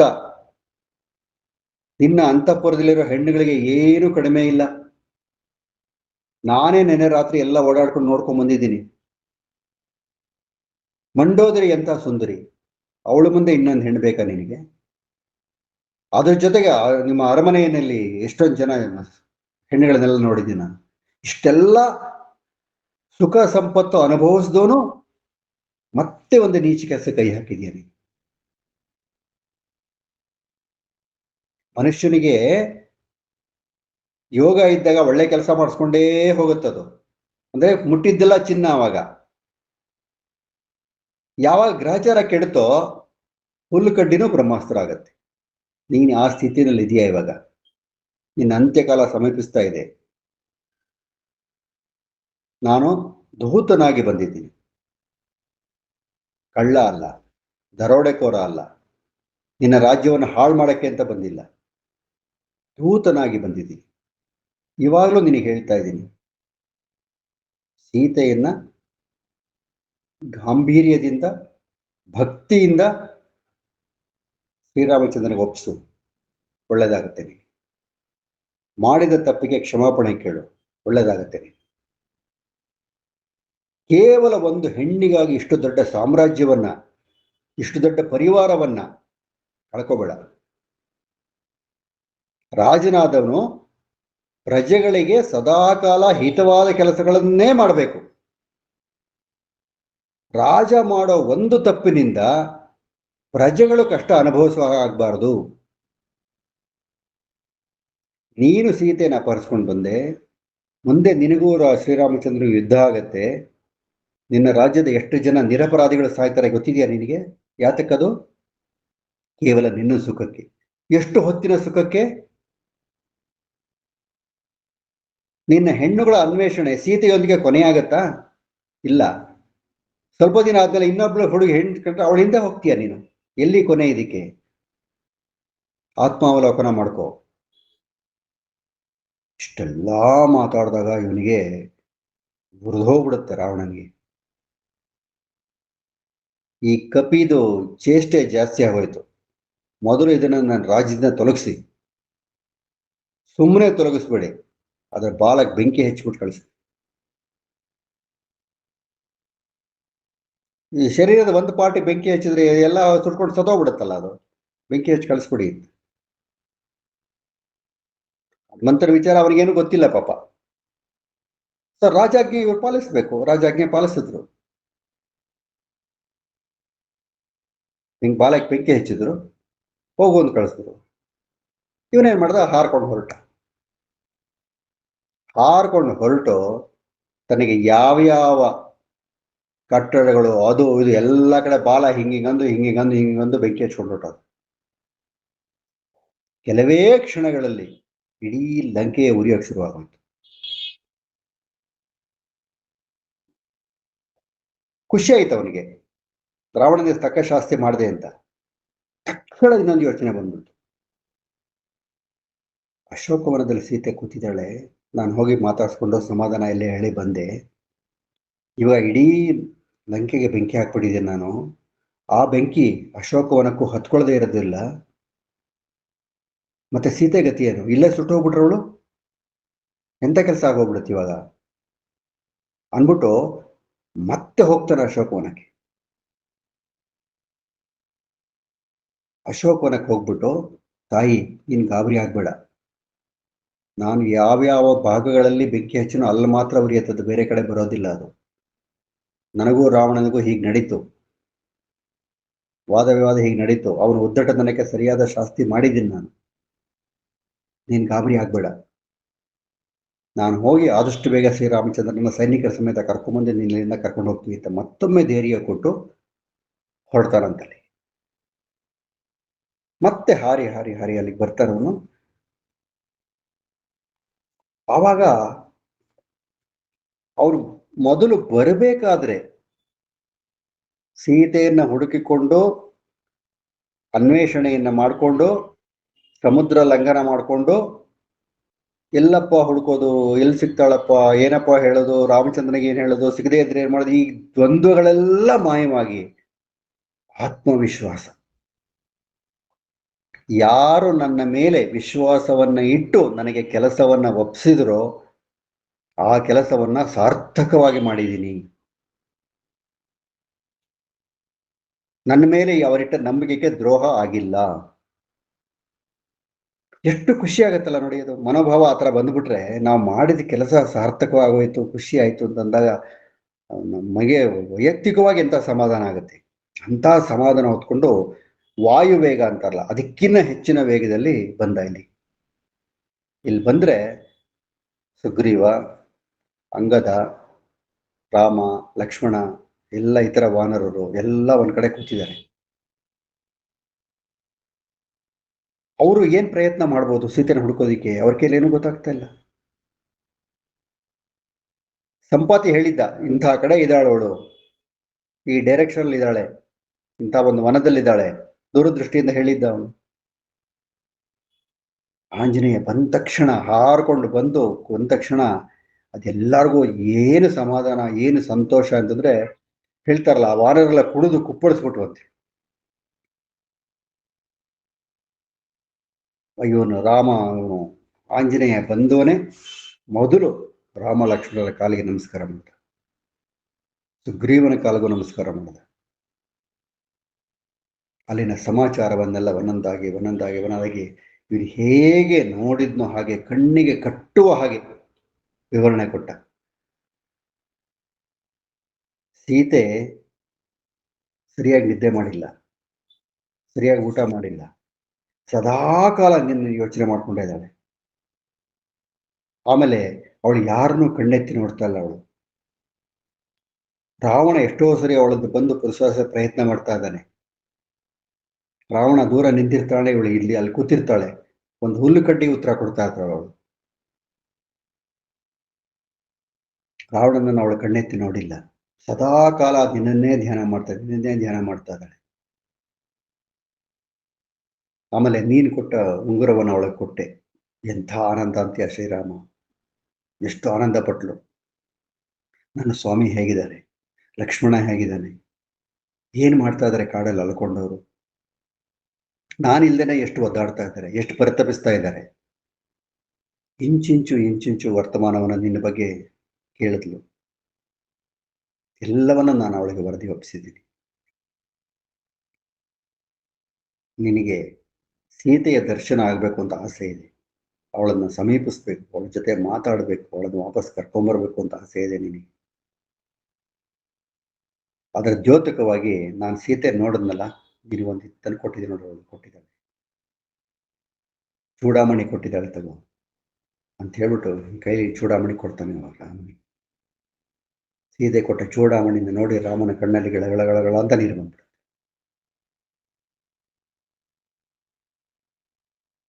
ಸೀತೆಯ ಜೊತೆ, ರಾಮನ ಜೊತೆ ಸೀತೆ ಇದ್ದಾಗ ಅವಳು ಎಷ್ಟೇ ಕಷ್ಟ ಪಡ್ತಾ ಇದ್ರು ರಾಮನಿಗೆ ಏನು ಅನ್ನಿಸ್ತಲ್ಲ, ಯಾಕೆಂದ್ರೆ ಅವನ ಜೊತೆಲಿದ್ದ, ಅವನು ಕಷ್ಟ ಪಡ್ತಾ ಇದ್ದಾನೆ. ಸೊ ನಾನು ಇಲ್ದಲೇ ಎಷ್ಟು ಪರಿತಪಿಸಿದಾಳೆ, ಎಷ್ಟು ಕಷ್ಟಪಟ್ಟಿದ್ದಾಳೆ. ಯಾರೋ ಕೊಟ್ಟ ಊಟ ಮಾಡ್ಬೇಕು, ಯಾರೋ ಕೊಟ್ಟ ಹಣ್ಣು ತಿನ್ಬೇಕು, ತಿಂದಲೇ ಇರೋಕ್ಕಾಗೋದಿಲ್ಲ, ನಿದ್ದೆ ಬರುತ್ತೆ ಮಾಡಕ್ಕಾಗಲ್ಲ, ಪ್ರತಿ ಕ್ಷಣ ಅನಿಶ್ಚಿತತೆ, ಮುಂದೇನು ಅನ್ನೋ ತರ ಎಷ್ಟು ಕಷ್ಟಪಟ್ಟಿದ್ದಾಳು. ಹಾಗೆ ಅಂದ್ಬಿಟ್ಟು ಖಂಡಿಸುತ್ತೆ. ಈ ಆಂಜನೇಯ ಎಷ್ಟು ಸಾಧ್ಯವೋ ಅಷ್ಟನ್ನು ವಿವರಣೆ ಕೊಡ್ತಾನೆ ಶ್ರೀರಾಮಚಂದ್ರನಿಗೆ. ಆಮೇಲೆ ಇನ್ನೊಂದು ಹೇಳ್ತಾರೆ ಇಲ್ಲಿ, ಟೈಮ್ ಮ್ಯಾನೇಜ್ಮೆಂಟ್ ಇದೆಯಲ್ಲ, ನೋಡಪ್ಪ ರಾಮ, ನಾವು ಇನ್ನೂ ತಡ ಮಾಡೋ ಹಾಗಿಲ್ಲ, ಆದಷ್ಟು ಬೇಗ ಲಂಕೆಗೆ ಹೋಗಿ ಅಮ್ಮನವ್ರನ್ನ ಕರ್ಕೊಂಡು ಬರ್ಬೇಕು. ನಾವು ಅದಕ್ಕಿರೋ ಸಮಯ ಕೇವಲ ಕಡಿಮೆ, ನಮ್ಮ ಈಗಿನ ತಿಂಗಳ ತಗೊಂಡ್ರೆ 2 ತಿಂಗಳು. ರಾವಣ ಸೀತೆಯನ್ನ ಅಪಹರಣ ಮಾಡಿಕೊಂಡು ಅಶೋಕವನದಲ್ಲಿ ಕೂಡ ಹಾಕಿ ತನ್ನ ಅರಮನೆಯ ದಾಸಿಯರಿಗೆಲ್ಲ ಅವಳನ್ನ ನನ್ನ ಒಲಿಯುವಂತೆ ಮಾಡು ಅಂತ ಹೇಳಿ ಟಾರ್ಗೆಟ್ ಕೊಟ್ಟು 10 ತಿಂಗಳಾಗಿದೆ, ಇನ್ನೂ ಕೆಲಸ ಆಗಿಲ್ಲ. ಮತ್ತೆ ಅವರಿಗೆಲ್ಲ ಟಾರ್ಗೆಟ್ ಕೊಟ್ಟಿದ್ದ ನಾನು, ಕೇವಲ 2 ತಿಂಗಳಲ್ಲಿ ಅವಳನ್ನ ಒಪ್ಪಿಸಿ ಅರಮನೆ ಕರ್ಕೊಂಡ್ಬರ್ಬೇಕು, ಇಲ್ಲದ್ರೆ ನಾನೇ ಬಲಾತ್ಕಾರ ಕರ್ಕೊಂಡು ಹೋಗ್ತೀನಿ. ಸೀತೆಯನ್ನು ಅಳತಾ ಹೇಳಿದಾಳೆ, ಉಳಿದಿರೋದು 2 ತಿಂಗಳು. ಆ 2 ತಿಂಗಳಲ್ಲಿ ನನ್ನ ಸ್ವಾಮಿ ಬಂದು ನಾನು ಕರ್ಕೊಂಡು ಹೋಗೋದಕ್ಕೆ ಹೇಳೋ ಹಾಗೆ. ಇನ್ನು ನಾನು ತಡ ಮಾಡೋ ಹಾಗಿಲ್ಲ ಅಂತ ಹೇಳಿ ಅವರೆಲ್ಲ ಕೂತ್ಕೊಂಡು ಒಂದು ಟೈಮ್ ಟಾರ್ಗೆಟ್ ಇಟ್ಕೊಂಡು ಅವನು ಹೇಳ್ತಾನೆ, ನೋಡು ನಾನು ಸೀತೆ ನೋಡೋದಕ್ಕೋಸ್ಕರ 100 ಯೋಜನ ದೂರದ ಸಮುದ್ರವನ್ನು ದಾಟಿದ್ದೀನಿ ನಾನು. ಆ ಸಮುದ್ರವನ್ನು ನಾನು ನೀನು ಎಲ್ಲರೂ ದಾಟಬೇಕಲ್ಲ, ಹೇಗೆ? ಅದಕ್ಕೊಂದು ಪ್ಲಾನ್ ಮಾಡಬೇಕು. ಸೈನಿಕರೆಲ್ಲ ಹೋಗ್ಬೇಕಲ್ಲ, ವಾನರ ಸೈನಿಕರೆಲ್ಲ ಹೋಗ್ಬೇಕಲ್ಲ ಅಲ್ಲಿ. ಇವಂದೇ ಮುಂದಾಳತ್ವ ಅಲ್ಲಿಗೆ.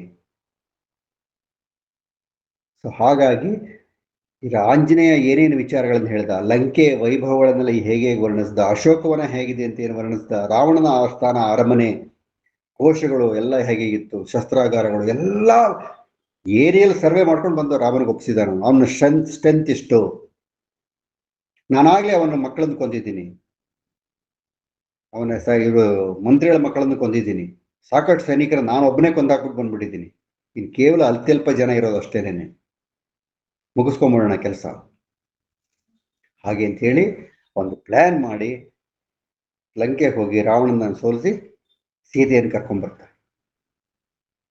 ಇದು ಬಹಳ ಮುಖ್ಯವಾದ ಸುಂದರಕಾಂಡದ ಪ್ರಾಮುಖ್ಯವಾದ ಅಂಶ ಏನು ಅಂತಂದ್ರೆ, personality development, time management, obedience, self control, ಆಮೇಲೆ ಸೆಲ್ಫ್ ಕಾನ್ಫಿಡೆನ್ಸು.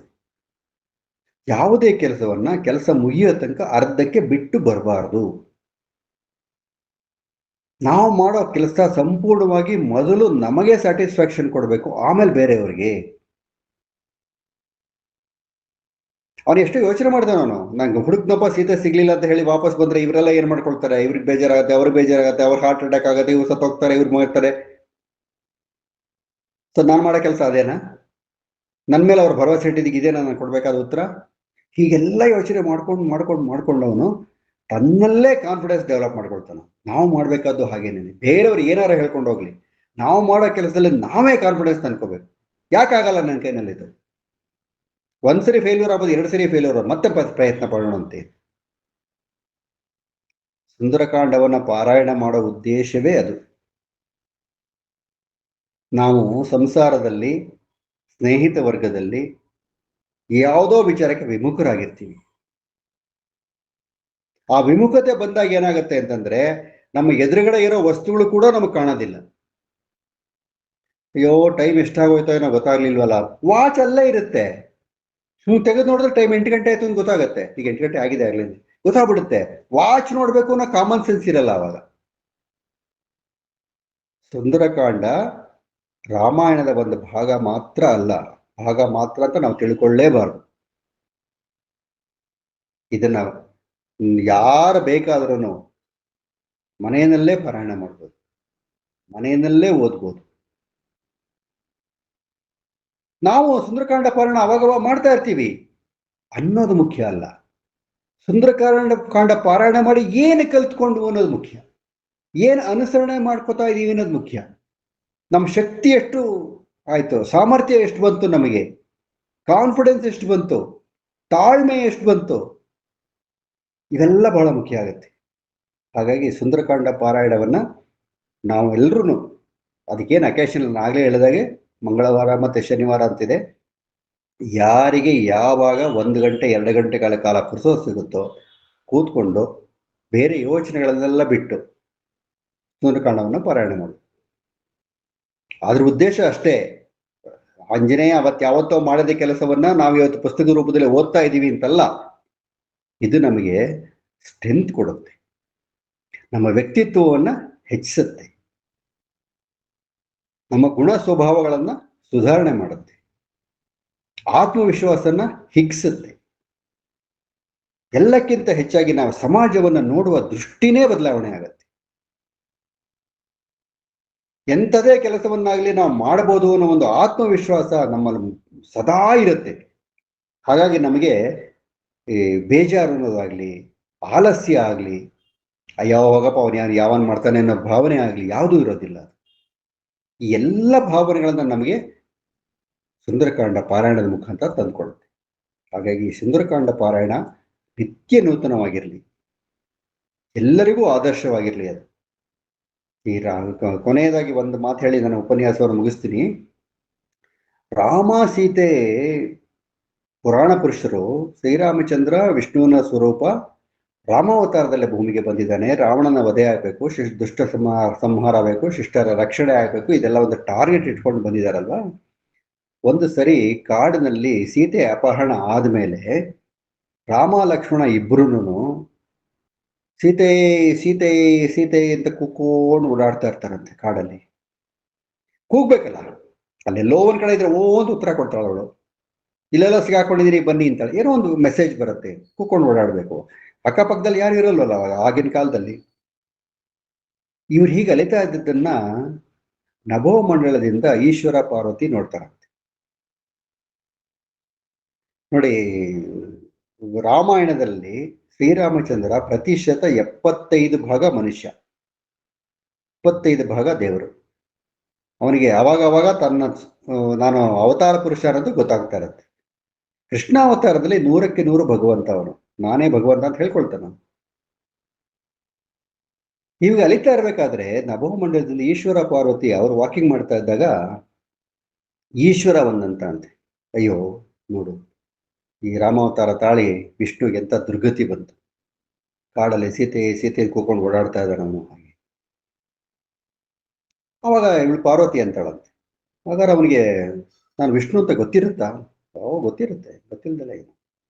ಅದೇಂಗ್ ಗೊತ್ತಿರುತ್ತೆ? ಈಗ ಮನುಷ್ಯ ಅವತಾರದಲ್ಲಿ ಇದ್ದಾನಲ್ವ ಅವನು, ಮನುಷ್ಯ ಅವತಾರದಲ್ಲಿ ಹೇಗೆ ಗೊತ್ತಾಗ್ಬಿಡುತ್ತೆ ಅವನಿಗೆ? ಅವತಾರ ಪುರುಷ ಅವನು, ಅವನಿಗೆ ಯಾವಾಗ ಏನ್ ಬೇಕೋ ಅದು ಗೊತ್ತಾಗತ್ತೆ. ಇಲ್ಲ ನಾ ಪರೀಕ್ಷೆ ಮಾಡ್ತೀನಿ ಇದನ್ನ, ಮಾಡು, ಅದಕ್ಕೇನಂತೆ. ಅವಳು ಪರೀಕ್ಷೆ ಮಾಡ್ತಾಳೆ, ಆಮೇಲೆ ಅವಳಿಗೇನೋ ಶಿಕ್ಷೆ ಆಗುತ್ತೆ, ಅದು ಬೇರೆ ಇನ್ನೊಂದು ಕತೆ. ಅದು ಪರೀಕ್ಷೆ ಮಾಡಕ್ಕೆ ಇವಳು ಬರ್ತಾಳೆ, ಪಾರ್ವತಿ ಒಬ್ಳೆ ಬರ್ತಾಳೆ. ಹೇಗ್ ಬರ್ತಾಳೆ ಅಂತಂದ್ರೆ ಸಾಕ್ಷಾತ್ ಸೀತೆ ಸ್ವರೂಪದಲ್ಲಿ ಬರ್ತಾಳೆ. ರಾಮ ಸೀತೆನ ಕಳ್ಕೊಂಡಿದ್ದಾನೆಲ್ಲೋ, ಹುಡ್ಕೊಂಡು ಹೋಗ್ತಾರೆ. ಸೀತೆ ಸೀತೆ ಸೀತೆ ಅಂತ ಕೂತ್ಕೊಂಡು ಹೋಗ್ತಾ ಇದ್ದಾನೆ. ಒಂದು ಮರದ ಅಂಚಿನಿಂದ ಪಾರ್ವತಿ ಸೀತೆಯ ರೂಪದಲ್ಲಿ ಎಂಟರ್ ಆಗ್ತಾಳೆ. ಖುಷಿ ಆಗ್ಬಿಡ್ಬೇಕಲ್ಲ ರಾಮನಿಗೆ. ಅಯ್ಯೋ ಸೀತೆ ಇಲ್ಲದಳಲ್ಲ ಲಕ್ಷ್ಮಣ, ಬಾ ಹೋಗಿ ಸೀತೆ ತಬ್ಕೊಂಡು ಕರ್ಕೊಂಡು ಹೋಗಿ ಎಲ್ಲ ಮಾಡ್ಬಿಡೋದಾಗಿತ್ತು. ಆದ್ರೆ ಅವ್ನು ಮಾಡಿದ್ದೇನು ಗೊತ್ತಾ? ಕೈ ಮುಗಿದ್ಬಿಟ್ಟು, ಏನು ಪಾರ್ವತಿ ದೇವಿಯರು ಈ ಕಡೆ ಬಂದ್ಬಿಟ್ರಲ್ಲ ಈಶ್ವರನ್ ಬಿಟ್ಬಿಟ್ಟು ಅಂತಾನ. ಪ್ರತಿಶತ 25 ಭಾಗ ದೈವತ್ವ ಅವನಲ್ಲಿ ಜಾಗೃತಗೊಳಿಸ್ತು. ನನ್ನನ್ನು ಪರೀಕ್ಷೆ ಮಾಡೋಕ್ಕೋಸ್ಕರ ಪಾರ್ವತಿ ಈ ರೂಪದಲ್ಲಿ ಇಲ್ಲಿಗೆ ಬಂದಿದ್ದು, ಸೀತೆ ರೂಪದಲ್ಲಿ ಇಲ್ಲಿಗೆ ಬಂದಿದ್ದಾಳೆ ಅಂತ ಕೈ ಮುಗಿತಾನಂತ. ಅವಾಗ ಅವಳು ಒಪ್ಕೊಂಡ್ಬಿಡ್ತಾಳು. ಆಮೇಲೆ ಈಶ್ವರ ಅವಳಿಗೇನೋ ಶಾಪ ಕೊಡ್ತಾರೆ, ಬೇರೆ ಇದಾಗತ್ತೆ, ಅದೆಲ್ಲ ಬೇರೆ ದೊಡ್ಡ ಕಥೆ ಇದೆ. ಹಾಗೆ ರಾಮಾವತಾರದ ಪ್ರತಿಯೊಂದು ಸನ್ನಿವೇಶಗಳಲ್ಲೂ ಕೂಡ ನಾವು ಈ ರೀತಿಯ ಭಾವಗಳನ್ನು ಕಾಣಬಹುದು. ಇದು ಸೀತಾಪಹರಣ ಆಗಿದ್ದು ಒಂದು ಹಂತವಾದರೆ, ಆಂಜನೇಯನಿಗೆ ಇದೊಂದು ಸಿಕ್ಕ ಅವಕಾಶವಂತ ಒಂದು ಅನ್ಕೊಳ್ತಾರೆ. ನಾವು ಅನ್ಕೊಳ್ತೀವಿ ಎಷ್ಟೋ ಸರಿ, ನಾವು ಅವ್ರಿಗೆ ಹೆಲ್ಪ್ ಮಾಡಿದೆ, ಇವ್ರಿಗೆ ಹೆಲ್ಪ್ ಮಾಡಿದೆ, ಅವ್ರಿಗೆ ಹೆಲ್ಪ್ ಮಾಡಿದೆ, ಇವ್ರಿಗೆ ಹೆಲ್ಪ್ ಮಾಡಿದೆ ಅಂತ. ನಾವು ಮಾಡಲಿಲ್ಲ, ನಮಗೊಂದು ಅವಕಾಶ ಭಗವಂತ ಕೊಟ್ಟ. ಇನ್ನೊಬ್ಬರಿಗೆ ಸಹಾಯ ಮಾಡುವಂತ ಅವಕಾಶವನ್ನ ನಮಗ್ ಕೊಟ್ಟು ನಮ್ಮ ಪುಣ್ಯ ಲೆಕ್ಕಕ್ಕೆ ಒಂದು ಸ್ವಲ್ಪ ಸೇರಿಸಿದ್ದಾನೆ. ಹಾಗೆ ಅನ್ಕೋಬೇಕು, ನಾನು ಮಾಡಿದೆ ಅಂತ ಅನ್ಕೊಳ್ಬಾರ್ದು. ಆ ಭಾವನೆಯನ್ನ ಎಷ್ಟೇ ಸಾಧನೆ ಮಾಡ್ಕೊಂಡಿದ್ದು ಆಂಜನೇಯ ಅನ್ಕೊಂಡಿರ್ಲಿಲ್ಲ. ವಿನೀತ, ಅವನನ್ನು ನೋಡಿ, ವಿನೀತ ಭಾವ, ವಿನೀತ ಭಾವ. ಮೊನ್ನೆ ಎಲ್ಲ ಒಂದ್ ಕಡೆ ಓದ್ತಾ ಇದ್ದೆ, ಅವಳು ಸೀತೆ ಸಿಂಧೂರ ಇಟ್ಕೊಂಡಿರ್ತಾಳಂತೆ ಹಣೆಗೆ. ಕೇಳ್ತಾರಂತ, ಏನು ಸಿಂಧೂರ ಇಟ್ಕೊಂಡಿರ್ತಾರೆ ಯಾಕೆ ಅಂತ. ಈ ಸಿಂಧೂರ ಇಟ್ಕೊಂಡಿದ್ರೆ ರಾಮ ಸದಾ ನನ್ನ ಜೊತೆ ಇರ್ತಾನೆ ಅನ್ನೋ ಭರವಸೆ, ಕಾನ್ಫಿಡೆನ್ಸು, ಉತ್ಸಾಹ, ಉಲ್ಲಾಸ ಎಲ್ಲ ನನಗಿರುತ್ತೆ. ಹಾಗೆ ಇವನೇನ್ ಮಾಡ್ದ, ನೆಕ್ಸ್ಟ್ ಸಿಂಧೂರದೆಲ್ಲ ಫುಲ್ ಮೈ ಫುಲ್ ಬಳಕೊಂಬಿಟ್ಟ ಅವನು, ನನಗಿನ್ನೂ ಜಾಸ್ತಿ ಇರಲಿ ಅಂತ. ಹಾಗೆ ವಿನೀತ ಭಾವ ಇದೆ. ನಾವು ಜೀವನದಲ್ಲಿ ಏನೇ ಸಾಧನೆ ಮಾಡ್ಬೋದು, ಏನೇ ಉಪಯೋಗಗಳನ್ನು ಮಾಡ್ಬೋದು, ದೊಡ್ಡವರಾಗ್ಬೋದು, ಚಿಕ್ಕವರು, ಇನ್ನೊಂದು ಏನೇನೋ ಆಗ್ಬೋದು. ವಿನೀತ ಭಾವ ಇದೆಯಲ್ಲ, ಅದೇ ಮನುಷ್ಯನ ಎತ್ತರ ಕರ್ಕೊಂಡು ಹೋಗೋದು. ಎಷ್ಟು ಸಾಮರ್ಥ್ಯ, ಶಕ್ತಿ ಎಲ್ಲ ಇದೆ ಅಂತನ್ನುವ ಕೂಡ ಅವನು ಆಂಜನೇಯ ವಿನೀತ ಭಾವದಿಂದ ನನಗೆ ಕೊಟ್ಟಿರೋ ಕೆಲಸ ನಾನು ಮಾಡ್ತೀನಪ್ಪ, ಮಿಕ್ಕಿದ್ದ ಅವ್ರಿಗೆ ಕೊಟ್ಟುಕೊಳ್ಳಂತೆ. ಈ ಸುಂದರಕಾಂಡದ ಪಾರಾಯಣದ ಮುಖಾಂತರ ಆಂಜನೇಯನ ಶಕ್ತಿ ಸಾಮರ್ಥ್ಯಗಳನ್ನು ನಾವು ಅಧ್ಯಯನ ಮಾಡೋದ್ರ ಮುಖಾಂತರ, ಅವನು ಅನುಸರಣೆ ಮಾಡಿದ ದಾರಿಯ ಹೆಜ್ಜೆಗಳನ್ನು ಗುರುತಿಸುವುದರ ಮುಖಾಂತರ ನಾವು ನಮ್ಮ ಬದುಕಿನ ರೀತಿ ನೀತಿಗಳನ್ನು, ನಡವಳಿಕೆಗಳನ್ನು, ಮಾತುಗಳನ್ನು, ನಮ್ಮ ಧ್ಯೇಯೋದ್ದೇಶಗಳನ್ನು ಸ್ವಲ್ಪ ಮಟ್ಟಿಗಾದರೂ ಸುಧಾರಣೆ ಮಾಡಿಕೊಂಡ್ರೆ ಸುಂದರಕಾಂಡ ಪಾರಾಯಣ ಮಾಡೋದಕ್ಕೆ ಸಾರ್ಥಕವಾಗತ್ತೆ ಅಂತ ನನಗನ್ನಿಸ್ತಾ ಇದೆ. ಇಷ್ಟೊತ್ತು ರಾಮಾಯಣದ ಭಾಗವಾದ ಸುಂದರಕಾಂಡದ ಪಾರಾಯಣವನ್ನು ಮಾಡೋದಕ್ಕೆ ನನಗೆ ಅವಕಾಶ ಮಾಡಿಕೊಟ್ಟಂತ ವಾಸುವಾಣಿ ದಂಪತಿಗಳಿಗೆ ಮತ್ತು ಇಷ್ಟೊತ್ತು ನನ್ನ ಉಪನ್ಯಾಸವನ್ನು ಆಸಕ್ತಿಯಿಂದ ಕೇಳಿದಂಥ ನಿಮ್ಮೆಲ್ಲರಿಗೂ ನನ್ನ ಶಿರಸಾಷ್ಟಾಂಗ ನಮಸ್ಕಾರಗಳನ್ನು ತಿಳಿಸುತ್ತಾ ಈ ಉಪನ್ಯಾಸವನ್ನು ಇಲ್ಲಿಗೆ ಮಂಗಳ ಹಾಡಿ ಮುಕ್ತಾಯಗೊಳಿಸ್ತಾ ಇರ್ತೀನಿ. ಆಂಜನೇಯ ನಮ್ಮೆಲ್ಲರನ್ನೂ ಕಾಪಾಡಲಿ ಅಂತ ಅವನಲ್ಲಿ ವಿನೀತ ಭಾವನೆಯಿಂದ ಬೇಡ್ಕೊಳ್ತಾ ಇದ್ದೀನಿ. ಎಲ್ರಿಗೂ ನಮಸ್ಕಾರ.